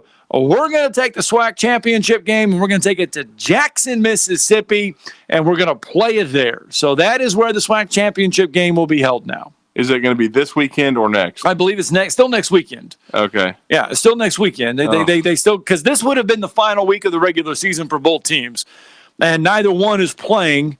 And, I mean, it almost makes you wonder because the other two teams have nothing to play for, nothing to gain, nothing to do. In other words, they just canceled the game. Come on now. I mean, that's exactly what I'm thinking because, and I could be way wrong, but it's the final game. I mean, come on. I mean, it's almost read like between the lines there on that one. And I'm not talking about just SWAC. I'm talking about FCS period. We're trying to just get in 3 or 4 games like a spring practice and then cancel the rest of them. And, and look at what they've got and then go into because you only get so many spring practices a year. You only get 15. I believe that's still on the FCS level. That's what you get. And so if you had a season, you got way more than 15 practices in. You play a few games, keep everyone interested, and then just bag it when you're done, when you're out of it. And, I mean, you wonder how many teams actually treated the spring that way on the FCS level. Right. All right, let's go to the Neighbors Wealth Management Hotline because if it's not positive, it won't be for long. Jeff from the Borough with us on a Thursday morning. Good morning, Jeff. How's it going, guys? Doing good. Jeff, how are you? Pretty good. I just wanted to say, I don't know if you guys saw it the other day, yesterday, but Jacksonville State won the OVC Women's Golf Championship. That'll be an NCAA race or whatever I think they announced next week. They won it by 24 strokes. Yeah, 24 shots. Yeah, 24 shots. So, but getting some OVC hardware as they go out the door. Yep, so, they're headed. They're headed to a new football league, and it's going to be the Atlantic Sun starting a football conference. It's going to be a fascinating league, really. Going to be a great chance for them and UNA to now renew their rivalry every year. But certainly a great job by those ladies. 24-shot win for Jacksonville State. Yeah. I don't know why Atlantic Sun wants to get into football. I know not all their members are football members, but so be it, I guess. So if they want to, that's fine. I guess. But and everything. But I know Eastern Kentucky's leaving too. They're joining the league. That hurt me more as a commissioner than Jacksonville State. I mean, Eastern Kentucky's a founding member since the 40s, so they've been in there over 70 years and got a lot of rivalries built up. So. Hopefully they can play some schools. I guess the Kentucky schools, I don't know, but they've got a pretty rich tradition in 1AA FCS football. So hopefully it can continue. I guess for them, but did everything. But yeah, Drew, I enjoyed your ball stock. I guess the new thing is accentuate the positive, eliminate the negative. Isn't that true? Yeah, that's what we're trying to do. We're trying to talk positive. Talk about there's not much positive if guys are drugs, and the quarterback is one of them. He's off the team right now, and two other guys that ain't been there 2 months got busted, and then somebody abuses an animal. Like a guy rode down here from Knoxville. I got him. He was responding to fans. He took surveys from fans. Some of them were positive on the season. One person said, when a player abuses a kitten, I'm gone for good. I'm done. When you abuse a kitten, that's it. I'm not going to do it anymore. So, and a fan up here called a show up here and asked the host, said, do you think Heupel should explain to us when he brings these kids back? That's what he's going to end up doing. After spring, won't nobody know nothing about it. To the fall, they won't know what's going on. It's like that guy he brought back that sat back in that cop car and said, we kill cops where I come from. I'm from Memphis, Tennessee. He brought him back, played the end of the year, played that bowl game. So like to say that they'll bring him back. Like I told one of my friends, Tennessee fan, I knew him from college. I said, listen, I said, y'all don't win because y'all ain't got no character, no discipline up there. So when y'all get that, then y'all win some football games. Until then, y'all ain't going to win none. As simple as that. And then everything. And of course, I enjoyed your Vince Barrow. I didn't know nothing about that. I tell you what, I enjoyed it.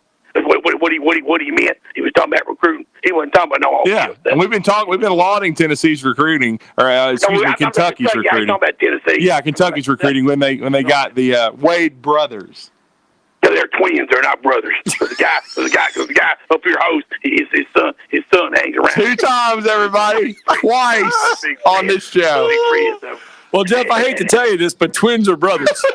Well, whatever. They're going to Kentucky. It don't make no difference. And the good one kid, like I told somebody, I guess he wasn't good enough for Alabama, so Kentucky took it. He had 5. Ray, do we have somebody else we can talk to? We got 2 others. Okay, let's go. Let's move on. All right.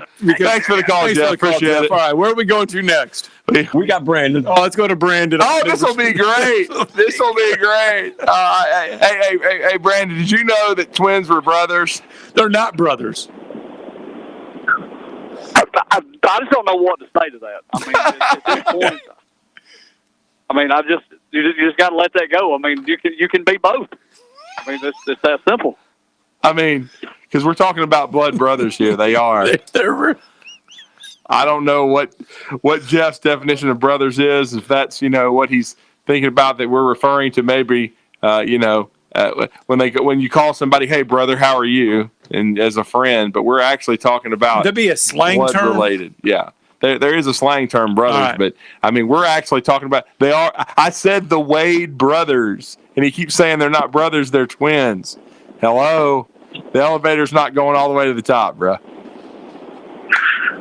Well, I can't understand why you would not want to have a spring game and get those practices in as a school.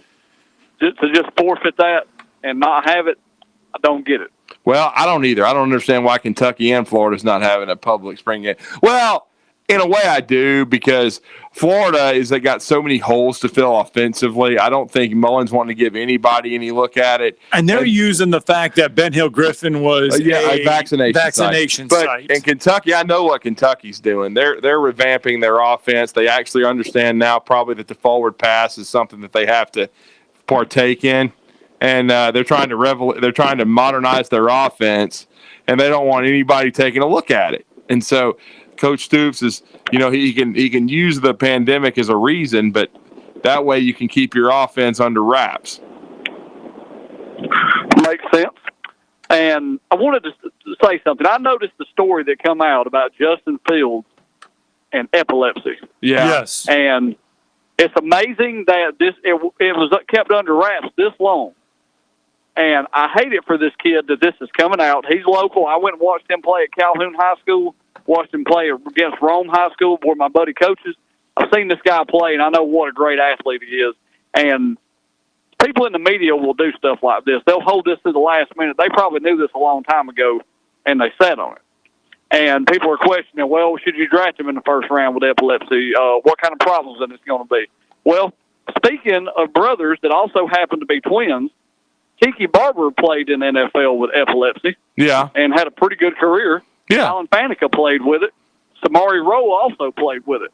So I'm not buying a whole lot that it's going to damage his draft stock. No. Unless they can connect the fact that maybe he's had some issues and why he's not played well. And I just wonder, from the people you talk to, like Mike Detillier and some of the other guys you talk to, when you talk to them, I just wonder, you ask them, how big a concern is this for a GM and a coach when you don't have a combine to where you don't get the medical look at somebody to be able to evaluate, well, how do we think his epilepsy affects him going forward? Yeah. Well, I'll say this. I do know that some players did go to Indy, and I don't know if Justin Fields About was one of them. 150 of them, I think. They did go to Indy. They did get to do some physicals, and they did get to meet with a few teams there in Indianapolis. They did do some of the interview portion, and I think that's where some of this information came out from. Yeah, and I'll be honest with you, until you mentioned it today, Brandon, honestly, following this draft process, I did not even know that Fields had epilepsy. Yeah, there was an article that came out. Yeah, and if it's just now coming out, I don't think it'll affect him that much. We never heard of him having issues at Ohio State with it as far as preparing or during a game or anything of that nature. I'm sure these NFL teams will vet it and take a look, but I've got to believe it's not good, that he's still going to be a high first-round draft. Now, according to Ian Rappaport and Tom Pelissaro of the NFL Network, they say that doctors believe that Fields has actually that he will outgrow the condition as others in his family have. That's what happens a lot of times with epilepsy. It's very serious, but many times you outgrow it. Yep. Well, I wanted a little bit of education on that as far as, because I didn't know you could outgrow it. Just yesterday, the screaming heads on Atlanta radio were acting like the sky was falling, and they were talking about if you fell, say, from 3 to 13, how it could cost you $10 million. And I saw that story. Arizona check. I'm thinking, there's no way they just now found out about this. This had to be something that they've known about for a while. And the closer you get to the draft, it's amazing. The more and more the stories come out. Nothing will ever beat the gas mask. Oh yeah, Laramie Tunsil, brother. He still went 13th overall. That might be the greatest draft night news ever. I mean, not say that it's great, but I mean the biggest smash. But I was asking about that. And gentlemen, if you get a chance to listen to the Czar today, I got to call him. If you ever go to the Crystal and order 4 crystals and you end up with 48, I'm going to tell you how it happened. Roll Tide. First of all, I don't know. I couldn't eat one crystal. Couldn't eat one, huh? I'm not a fan of crystals. Well, I eat them about every 6 months. It takes about 6 months to probably get through. All right. Thank you. All right. Thanks, Brandon. Thank you, Brandon. And now we're going to go to our good friend. Yeah. We know he's eating crystals. We know he's probably delivering them for DoorDash. And that is Arizona Jay. What up, brother? What's going on, fellas? What's going on, buddy? Man, I heard you talking about, I was wondering, I was like, wait a minute, A&M's been playing this and that and whatever. I live, like, basically across the street from there, and I didn't see one game. Yeah, it got canceled, man, and we hated it. They had one home game, and it got canceled. Man, I've been preaching forever since I've been here in Alabama, or in Huntsville. It's like, dude, break out of the slack, and, like, you could be playing MTSU, North Alabama, Southern Alabama, West Alabama. You create a super league down here. Yeah, I wish they would. I honestly wish Alabama A&M would replace Jacksonville State and go to the OVC. I think they would be better off, honestly. What's the OVC? The Ohio Valley Conference, yeah. Tennessee State. Yep, there you go, Tennessee State. And who's their coach? Eddie George. I know, man. And it's kind of like, oh, my God, Eddie George? You could still play some SWAC schools and keep some rivalries like out of your league, but man, I think they would be better off. No, they'd be better off, and you know what? They make a lot more money. Yeah. You know what I mean? And I know Auburn has like a lot of like things in the hands of that school. You know what I mean? I've been there. I went to A&M, so I know. But it's kind of like, why would you stay in the SWAC when you can make it? It's like what? It doesn't make any sense. Well, and a team like this year, a team that is off to a good start, they're ranked in the top 25 in the FCS polls. I mean, this team has fared very well. They would have a shot of getting into the playoffs and have a shot of making the noise. And I just have a hard time believing that you're content year in and year out to win just a SWAC championship and play in the Celebration Bowl. Man, and nobody else gets to go to a bowl game. Yeah, it's just a SWAC champ. That's it. That's it. They play. Oh, wait. I gotta do it, Drew. You hear that, right? Yes, I do. We hear it. There it is. Like, come on, man. No, you are absolutely correct. And I have said that for years. I mean, I get it. Winning a SWAC championship is great. Yeah. But is it worth the cost of not? Yes. Is it worth the cost of not being in the playoffs? You're all D1 schools, supposedly, and all you get is a SWAC championship. Yeah. What are you afraid of? Play these schools. I completely agree. I would rather compete for a national title. That's what would matter to me. Just like in basketball, they get a chance, and Van Pettaway got there, man. They went to they got into the first four, and they played in the NCAA tournament, and it was unbelievable. The publicity and the notoriety that they got. So when you get a chance to play on the national level, I always think it's better. I don't know. The whole thing is like, I want to compete. Like, show my, you know what I mean? It's almost like King Kong beating your chest. Yeah. You know what I mean? I want to compete. Mm-hmm. No doubt. You know what I mean? And that's the only thing I don't understand. Like, I'm from Arizona. I mean, the school right down the street from me is the University of Arizona. Mm-hmm. You know what I mean? The Desert Swarm and all that stuff. Like, that's what I grew up on. Like, I grew up on Steve Kerr. You know what I mean? They used to let me play the drums in the band when I was like 10. Mm-hmm. Like, believe it or not. You know what I mean? The Sean Elliott. That's right. Kenny Lofton. Kenny Lofton was my favorite. Kenny, they used to play baseball, but he would come down the lane and dunk on you sideways like Jordan in your face. You know, that's what I grew up on. And it's kind of like, dude, like, come on, man. You know, and it's like, compete against the best. Like, all you get to play for is a SWAC championship? That's whack. Mm-hmm. Yep, it is. We totally agree. Totally agree, man. Appreciate the phone call, Jay. Take it easy. I don't like calling in twice in a week. Thanks, man. Appreciate it. You're good.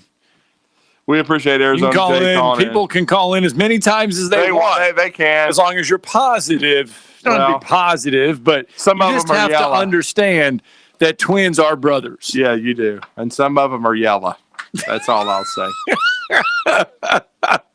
I think we can just shut it down right there, man. I think we just shut it down right there. Perfectly stated right there, Scott. Oh, boy. Hey, let's talk some basketball real fast. Jerry Stackhouse. Interesting. Loses a name in the transfer portal. Yeah, this was a surprising one. Averaged 15-9. Was really impressed with him against Alabama in Coleman Coliseum. But Dylan DeSue is going to move on. One of the best big men in the SEC. And now Scottie Pippen Jr. is declared for the draft, not hired an agent. But and Jerry Stackhouse is, revamping his coaching staff. Going to be really interesting at Vandy because I would have thought in that system, Dylan DeSue had a lot of success. But he's moving on. Looks like he's going to try to go to a new school. All right, it's 8:20. I tell you what, let's it's fun. We have had a lot of fun this morning. We have not even had a chance to go over some of these NFL draft talks that we need to get to. We'll try to do that here in a little bit. But we need to take a break because when we come back, we got to get to our next guest on the Neighbors Wealth Management Hotline. We're going to catch up with our good friend Trey Biddy, hogsports.com, part of 24/7 Sports, and we're going to talk some Arkansas Razorback spring football next here on 97.7 The Zone. You're listening to Talkin Ball on 97.7 ESPN The Zone. Our last reported accident came out of Limestone County, 72 eastbound at East Limestone Road. That one had injuries. 53 in Jeff southbound was an injury type. Governors in second had a vehicle hit a tree, had injuries there. Jordan southbound south of Sparkman also reported as an injury type. It should be getting close to clearing, and we're just getting one, Pulaski Pike and Oakwood. I don't have an injury report there yet. 2030 Fast Track makes your clothes fall off. Allison lost 100 pounds in 7 months on the plan. A free hormone quiz will tell you if it can work for you. 2030huntsville.com. Captain Nick and the Jordan Lane Popeye Skywatch Traffic Center. This is West Neighbors talking to Chris Haygood of Bob Wallace Appliance. Chris, what sets you apart from other appliance dealerships? Wes, these appliances are going into the most used room in your house, your kitchen. The way we have these appliances displayed, it's easy for you to visualize how they'll look in your home. Wes, what sets us apart is the people. They're well trained. In fact, they live and breathe these appliances.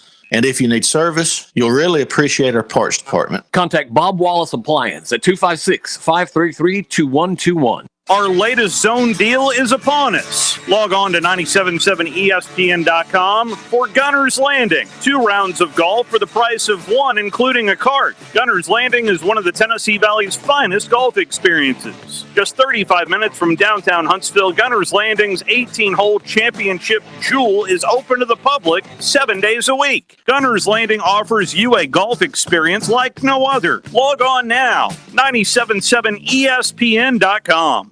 McCurry Motors is your car and van rental headquarters. You can rent the vehicle you need today. Family in town, sporting event, church function, no matter what your need, McCurry Motors has you covered with a wide selection of cars and vans available for rent. They have 12-passenger Mercedes Sprinter vans, 12-passenger Ford Transit vans, 15-passenger Ford Transit vans, and 15-passenger Chevrolet Express vans. They have 2 locations, Highway 72 in Athens or Max Luther Drive in Huntsville. I'm attorney Gary Lackey. You know, you'll hear people say we're like a family, but here at the Lackey Law Firm, that's really true, not just a saying. I'm Justin Lackey. With my father and my sister, we have a special connection to each other. I'm Jennifer Lackey. At the Lackey Law Firm, when we take on your case, you become part of our family. You really do. And we'll always do whatever it takes to get everything you deserve. If you're injured, you worry about getting well, not about paperwork or insurance companies or figuring out how to get to your lawyer's office. I'll come to you. We worry about your case so you don't have to.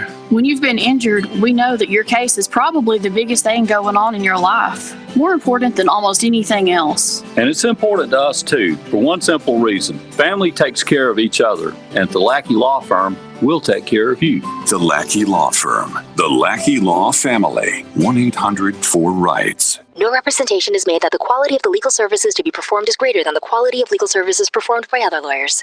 This is Steve Moulton from The Drive. Join us this afternoon from 5 to 7 with Wes Neighbors and me. Now back to Talkin Ball with Trey's ready. I'm rolling my DeArmond on 97.7 ESPN The Zone.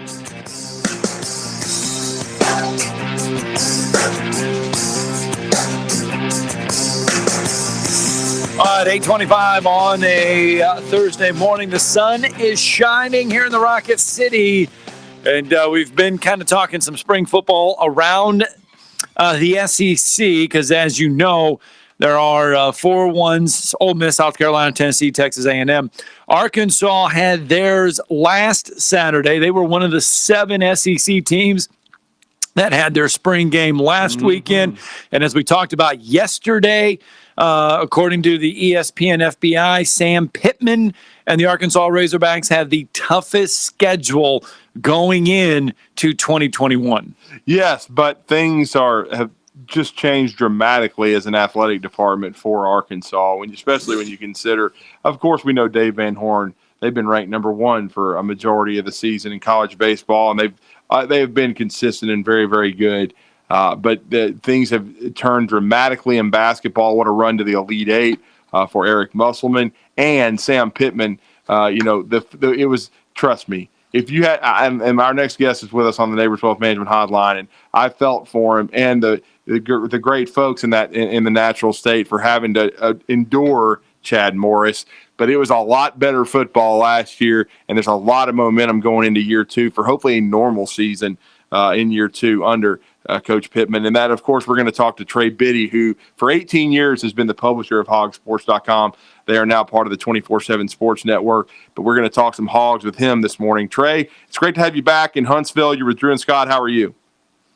Doing good. Thanks for having me on again, guys. Yeah, no doubt. And I always joke with you, and it's not really even joking. We've got some Hog fans that buzz in and always want to listen to you and get your takes on things here in our area. But I think it's safe to say that going into year 2 under Coach Pittman, things have got to feel 180 degrees better than they did at the end of the Chad Morris era. absolutely. I mean, you didn't know exactly what you had. Sam Pittman is an unproven coach. I thought he'd be a lot better than Chad Moore. Just kind of felt like lost the team, and I felt like Pittman would at least be a guy that the players would rally around, and I think that's what happened. And I think we saw a little bit better football out of them early in the year last season when they were more healthy and, had some issues here and there with COVID. They actually lost 3 games by a combined 7 points. A lot of people don't know that. And that's, people always ask me, like, how many do you think they'll win? What do you think? What would be an acceptable winning total for you? And to me, last year was more about not embarrassing yourself anymore. To me, like getting those days behind you, like Western Kentucky coming in and beating you in your backyard, or San Jose State beating you in your backyard, those types of things just had to stop. And they got that accomplished. They won 3 SEC games, could have won more. There's games like the LSU game, which they lost on a kick, that basically came down to Arkansas's defensive line was just decimated with COVID. And, there were other teams dealing with things like that too. I do think for Arkansas, maybe it impacted them a little more because they maybe lacked the depth that some of the teams had that they were facing. And, I think that things are headed in the right direction once again in Fayetteville. Well, they have their spring game last weekend.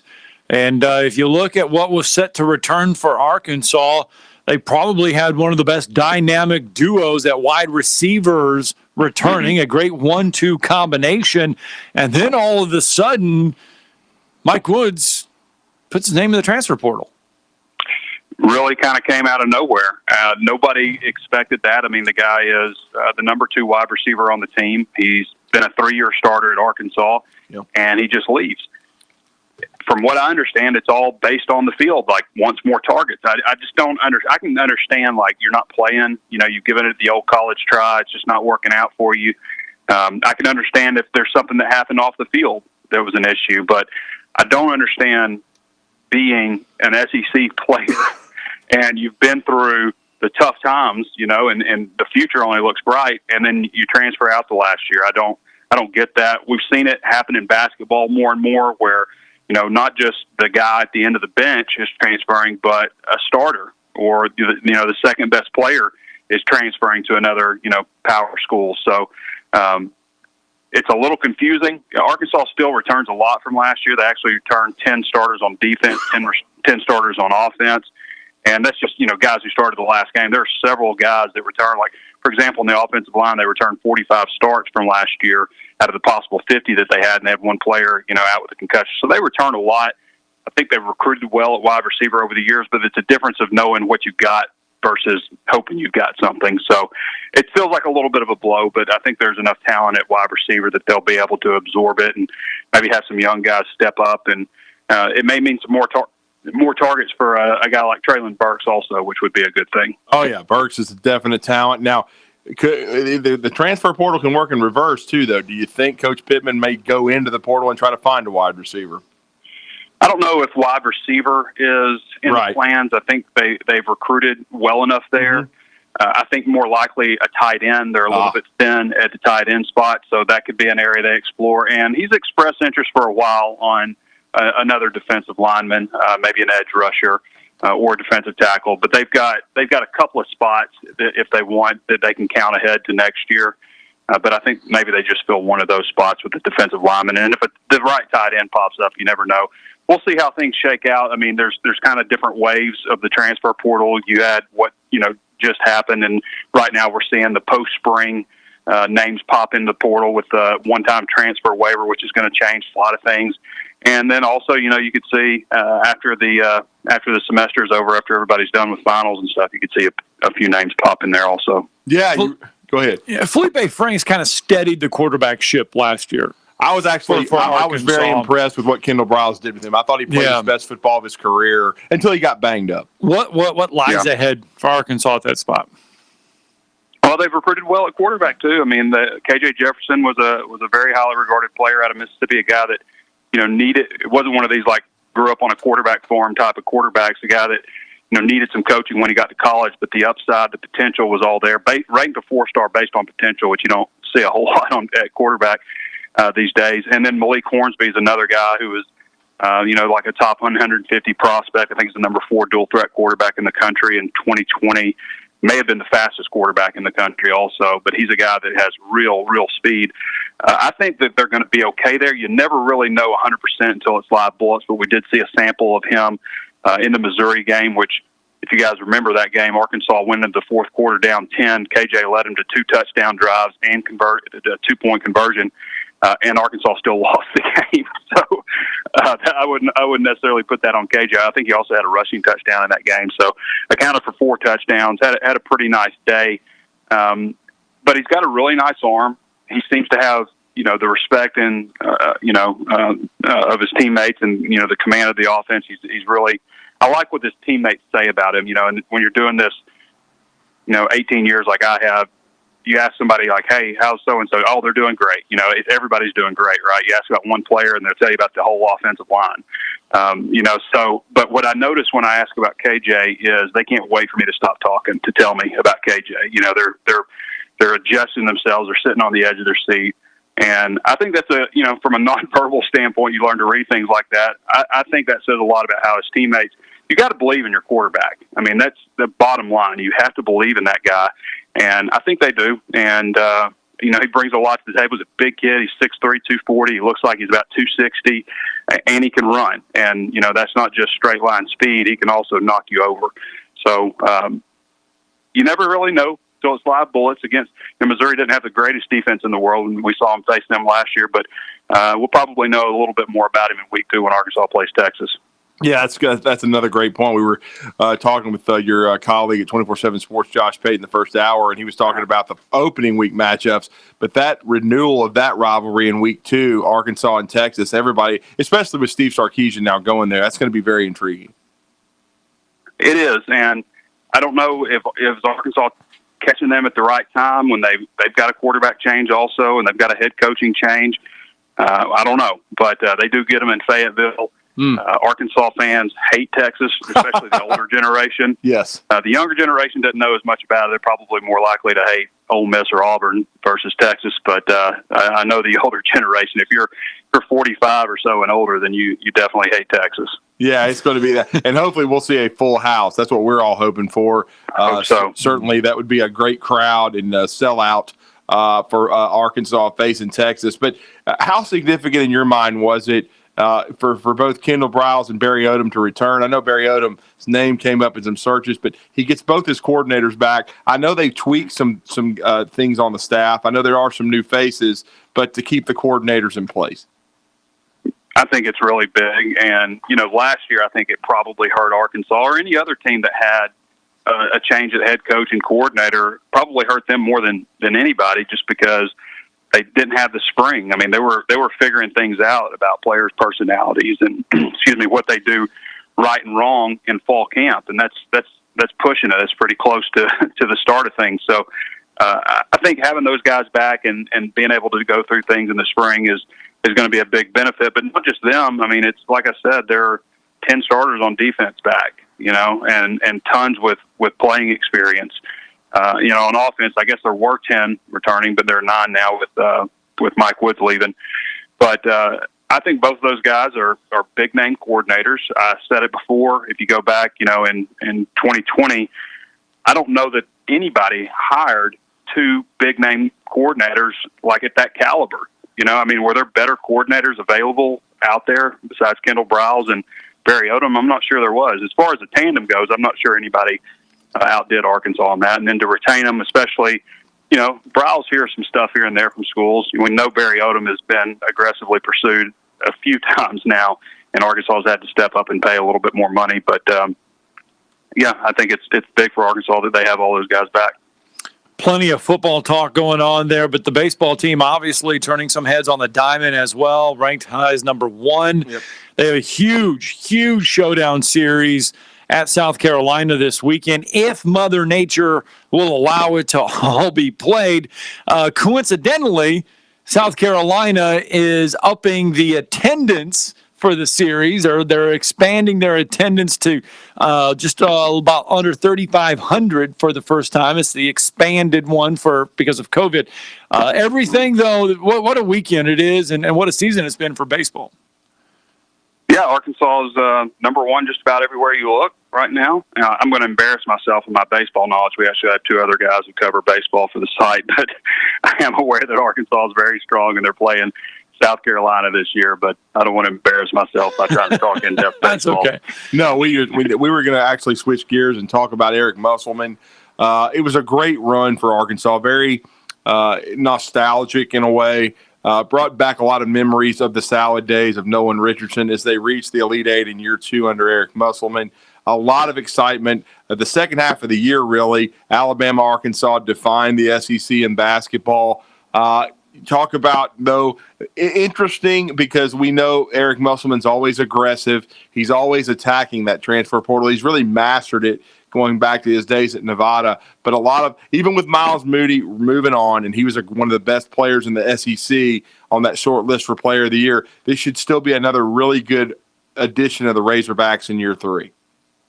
Yeah, you're right. I think so. And it was definitely fun to follow. It'd been nice if, to have a packed out Bud Walton Arena. Yeah, no doubt. It would have been harkening back to the glory days for sure. But, it's interesting. You mentioned Moody, and, I think he'll probably be a lottery pick, but he did not have a great tournament. No, he didn't. They almost won, in spite of him being out there.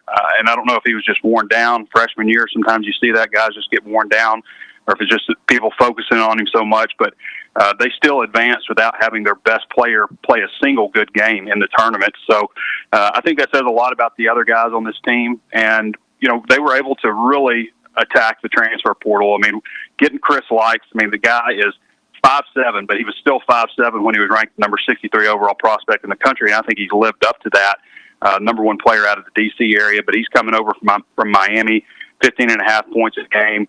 A guy that really sees the floor, undersized, but again, he's been undersized his entire life, and is super quick. And that's something that stood out to me when I watched Arkansas play Baylor, just how fast they were. Yes. And so Arkansas is definitely a faster team with Chris Light on board now. And, getting D.C. Tony out of Pitt, it's a guy that averaged almost 15 points a game in the ACC, joining him, a 6'6" wing who can flush it. And then Stanley Amude out of South Dakota, a guy that averaged 21 game, and really can do it all, can just play anywhere on the floor. Those are 3 really nice additions. I'm not sure that Musselman is quite through in the transfer portal.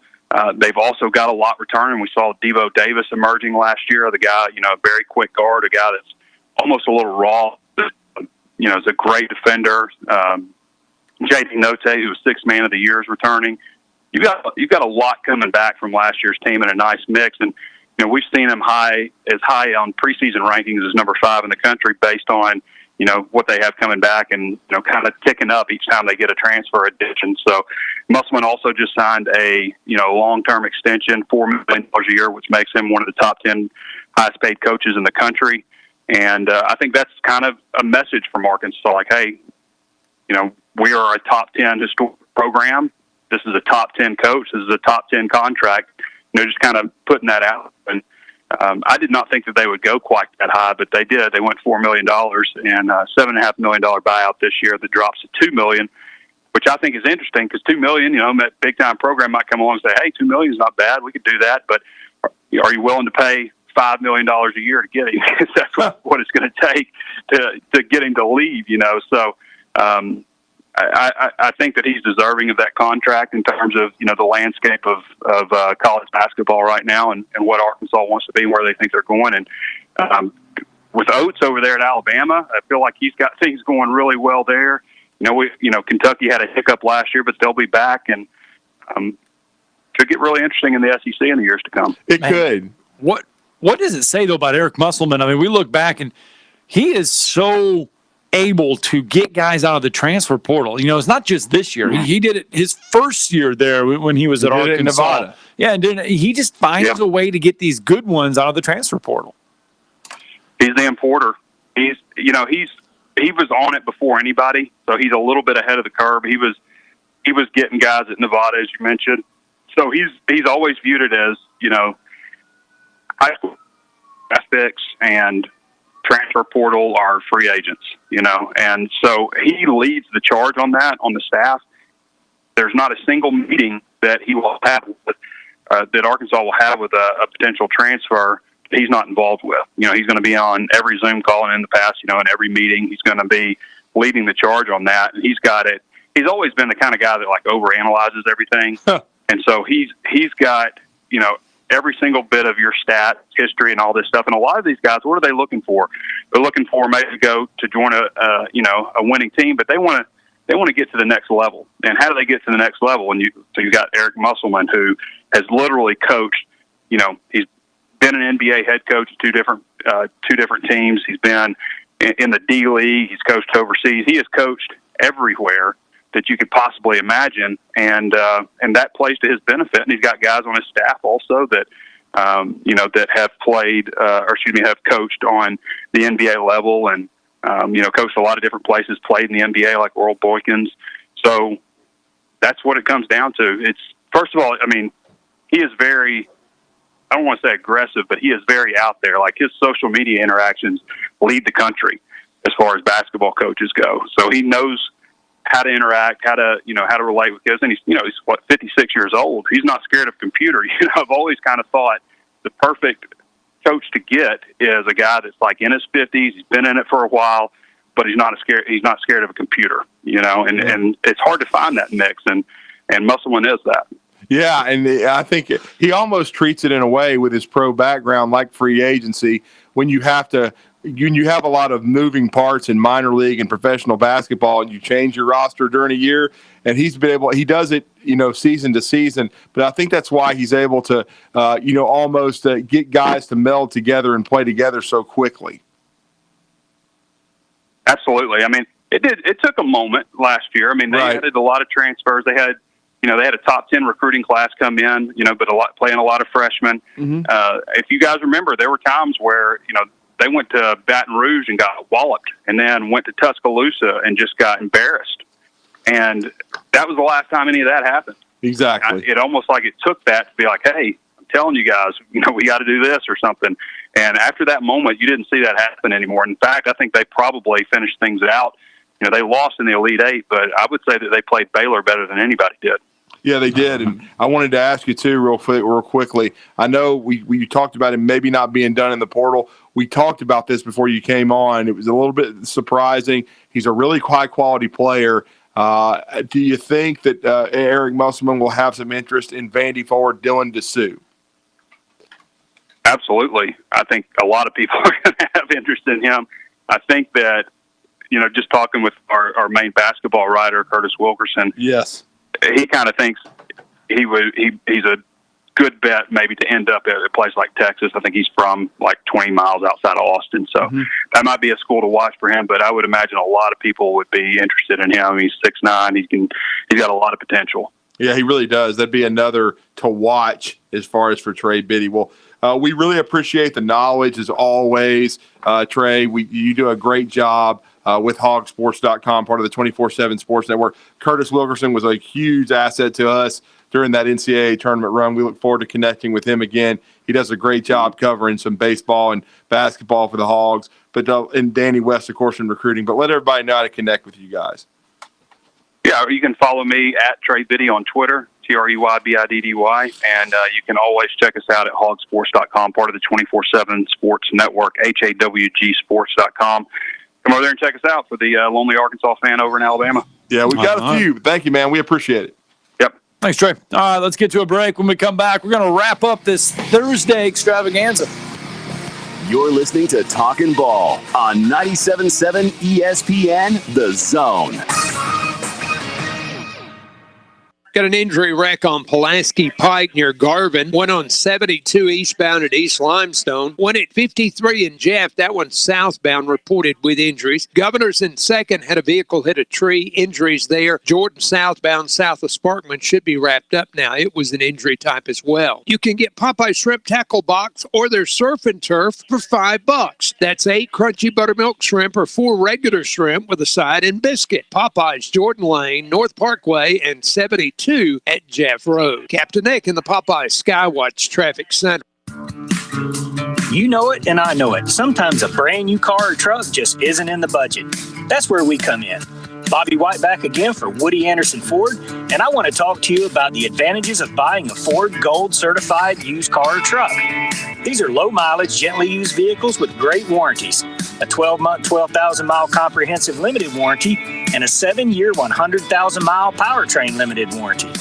Woody Anderson Ford Gold certified vehicles have passed a 172-point inspection by certified technicians and come with a 24-hour roadside assistance too.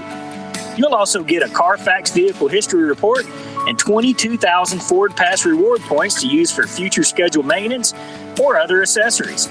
Plus, before you leave in your Gold certified used car, we'll be sure to give you a full tank of gas and a fresh oil change, even new wiper blades. Gold certified vehicles at Woody Anderson Ford.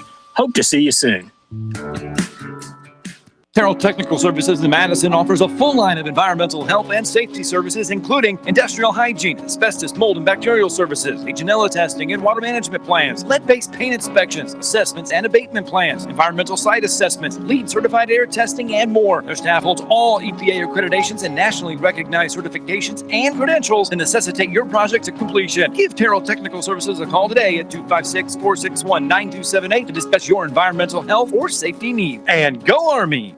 Now is the best time to have your rugs cleaned. Call Bracy Cleaning today. Bracy offers free pickup and free delivery. We also offer upholstery cleaning in your home or at our shop. And if you're moving, Bracy will pick up at your old home, clean, and deliver to your new home ready to enjoy. Bracy even offers commercial strip and wax and carpet cleaning for both residential and commercial. Discounts available for churches, schools, and charitable organizations. In business for 38 years. Bracy Cleaning. Call today for your free estimate. 256-248-4108 or online at bracycleaning.com. This segment of Talkin Ball is brought to you by University Kia, the #1 volume Kia dealer in the state of Alabama, located online at universitykia.com. We cover all the SEC schools, including Western Union and Venmo. I want that money! You know, 97.7 ESPN The Zone.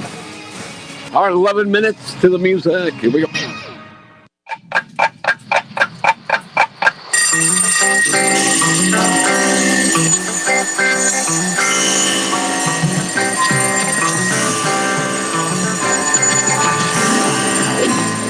It's time for tomorrow's headlines today with Scott Tyson and Drew DeArmond on 97.7 ESPN The Zone. And your tomorrow's headlines today, this is pure local headlines. The Huntsville-Madison County Athletic Hall of Fame induction banquet that was canceled in 2020 because of the pandemic. Yes. It has been rescheduled for Monday, September 13th in 2021. So September 13th, we will get it at the North Hall, the VBC. The class of 2020, which had been previously announced, will be enshrined. There will not be a new class for 2021. So your Hall of Fame inductees will be Mickey Dillon, Dwayne Friend, Michael Gunner, Ron King, Mike Laddie, Tracy McCall Golston, Wayne Madkin. There you go. Tim Miller, Robin Pruitt, Bryant Smith, and Wayne Watson. Those are going to be your inductees. TK Bridges will get a special achievement induction. What a great player Bryant Smith was for the Butler Rebels and the Auburn Tigers for Cliff Ellis and some of those great teams he had, along with Julius Doc Robinson and Chris Porter. Bryant was a huge part of that, played professionally for a while, I know, and now is an official. You could see him call games around our community quite a bit. So great for all those young people. And, of course, I know Ron King well, former longtime girls coach in our community, especially at Hazel Green High School. And it's always great to see. Wayne Madkin, former Mississippi State quarterback. State Bulldog, man, had a great run under Jackie Sherrill and the Bulldogs. And they had a lot of success against Alabama and Auburn when he was there. So he had a really good career. Didn't play in the NFL, but was a heck of a college player and, of course, a great high school player here. All right, so the NFL draft is 1 week from tonight. We will get the first round. Do you know there are 4 schools in the common draft era that has had a player drafted in every draft? 4 teams. Really? In college football. Florida, South Carolina, Michigan, and Michigan State. Interesting. Those are the 4 teams that have had a player picked in every NFL draft. Well, it's going to be an interesting draft, no doubt about it. I mean, we'll see. after all the talking season where these quarterbacks go. I certainly meant what I said, too. I certainly hope the epilepsy situation doesn't affect Justin Fields. He's a first-round draft choice. I mean, I certainly like Mac Jones better as a prospect, but I have nothing against Justin Fields. He has a chance to be a heck of a player if he goes to the right place. He does have great physical tools, as far as mobility and arm strength. So we'll see. I don't think he'll get out of the top 10, surely. Ryan Day was asked about that, and he said the fact that he never missed a game at Ohio State speaks volumes about how he takes care of himself. Yep. So according to the Epilepsy Foundation, though, it's the fourth most common neurological disorder. It affects 3.4 million people in the United States and 65 million people worldwide. So just a little information there. And 256-576-4977. That's the number of the Neighbors Wealth Management Hotline. You can get in on the show this morning. Got a few minutes left if you want to get in and be a part of the show. Real fast, Ted Wynn of The Athletic, Drew, ranked the top 12 quarterbacks in the NFL draft, from Trevor Lawrence to Ian Book, and therefore wrote a little synopsis of all the quarterbacks. For Trevor Lawrence, he says, don't overthink this one. He's talented. He's rare. He's his combination of traits and productions make him one of the best prospects the NFL has seen in a long time. For Justin Fields, it says that Ryan Day ran a more modern NFL offense than what was ran under Urban Meyer. Yes. That it's worth noting that only 18 turnovers in his playing career at Ohio State. He has a high floor and ceiling. Zach Wilson. His quick release, his ability to make remarkable throws are tantalizing, but he's got some big strides to make from a mental perspective. Trey Lance, big arm. Accuracy is one of the concerns, he says. For you think? Trey Lance. That's a little bit concerning if it were me. Now, it's interesting what he says about Mac Jones. Here we go. It says his 2020 film was better than Lance's 2019 film. You think? He says he's a little older, 22. His physical traits are below the other top 5 quarterbacks. Okay. He says he's below average athlete with an average NFL arm. He's very accurate, processes quickly. We've seen physically underwhelming quarterbacks succeed before, but if you're drafting him in the top 10, you're expecting him to become elite, not just very good.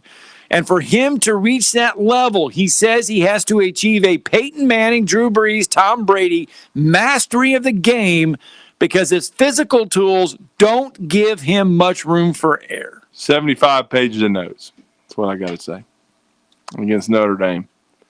And had 40 plus already written down halfway through Ohio State. Probably had 75 more pages of notes. He is far and away the smartest quarterback in the draft. It's not even close, okay? He processes much faster.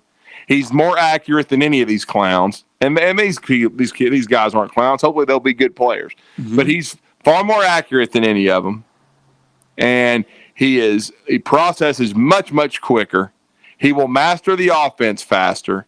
This reminds me of when some of these morons, and yes, a lot of these scouts are morons in my opinion, and they don't know. When DeMeco Ryans, who is now the defensive coordinator of the San Francisco 49ers, you hear that? The defensive coordinator of the San Francisco 49ers. When he came out of Alabama in 2005, after he made every tackle and was the defensive player of the year, and these morons convinced themselves that he wasn't fast enough when he was a linebacker at Alabama. And there was even some, I did read it, that thought he lacked instinct.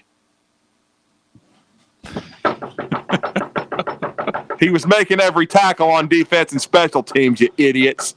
And then what happens? He goes the first pick of the second round to the Houston Texans, and it cracked me up. They had OTAs. Can you believe this? DeMeco Ryans already knows all 3 of the linebacker positions. He can play any of them. You think? Did you do any homework to figure out that he already had everything mastered and that he was basically a Harvard-level academician? Hello? That's what Mac is.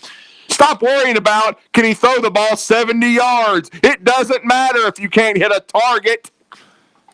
I mean, that's a pretty big concern to me. They say Trey Lance's football IQ is great. I hope it is. Right. But if you got accuracy issues, brother, that would bother me. Okay? Because I don't think you can improve it that much. I think you either got it or you don't. You either got the mental game and the accuracy part, and then being able to throw the anticipation, or you don't. And so I just, I don't think that can be taught, at least or improved a lot. That is Ted Wynn's thought. Now, Bruce Feldman went the opposite direction. Yeah, I read that. That was some good stuff. Talked to coaches NFL coaches on what they think about the quarterbacks. Right.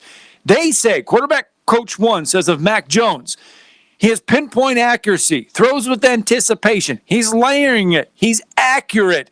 They said that those people that say all he did was throw to guys who were wide open and throw from a clean pocket, turn on the A&M, Georgia, or the Michigan and Auburn games from last year where he got the beat out of him. He got hit. He's getting hit and he's getting moved. They said people say he's not athletic, but what are we talking about? Just because he looks bad without a T-shirt doesn't mean he's a bad athlete because he has baby fat. I love him.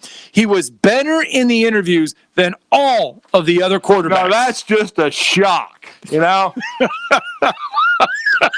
I'm not just floored. That is from an NFL coach. Like I say, people, just wake up and watch the tape. I understand that he can still run a 4.8. Okay, this is not, a tree back there. He's more athletic than you think. This is ridiculous. He's not a turtle? No, he's not a turtle. And twins are brothers. We understand that here on this show. 30. Thank you, everybody. Thank you to Trey Biddy. Great information. Josh Pate, all the callers. And hey, join us tonight at Greenbrier Barbecue. Rodney Orr will be our featured speaker, talking some Alabama football, spring practice, and recruiting. It'll be great. Let's shut it down, man. Yeah. We got to shut it down. I know we got to shut it down. 10 seconds. He's yellow. But 6:30 tonight, we all start eating at 5:30. Join us at the old Greenbrier Barbecue. And don't be a gutless coward. Tom Luganbill here for Woody Anderson Ford. When I was in the Tennessee Valley, one of the things that impressed me the most was the quality of the people. People like Bobby White and his team at Woody Anderson Ford. And now you can experience the tremendous new service lanes and showroom at Woody Anderson Ford at Jordan and Sparkman, or just stop by for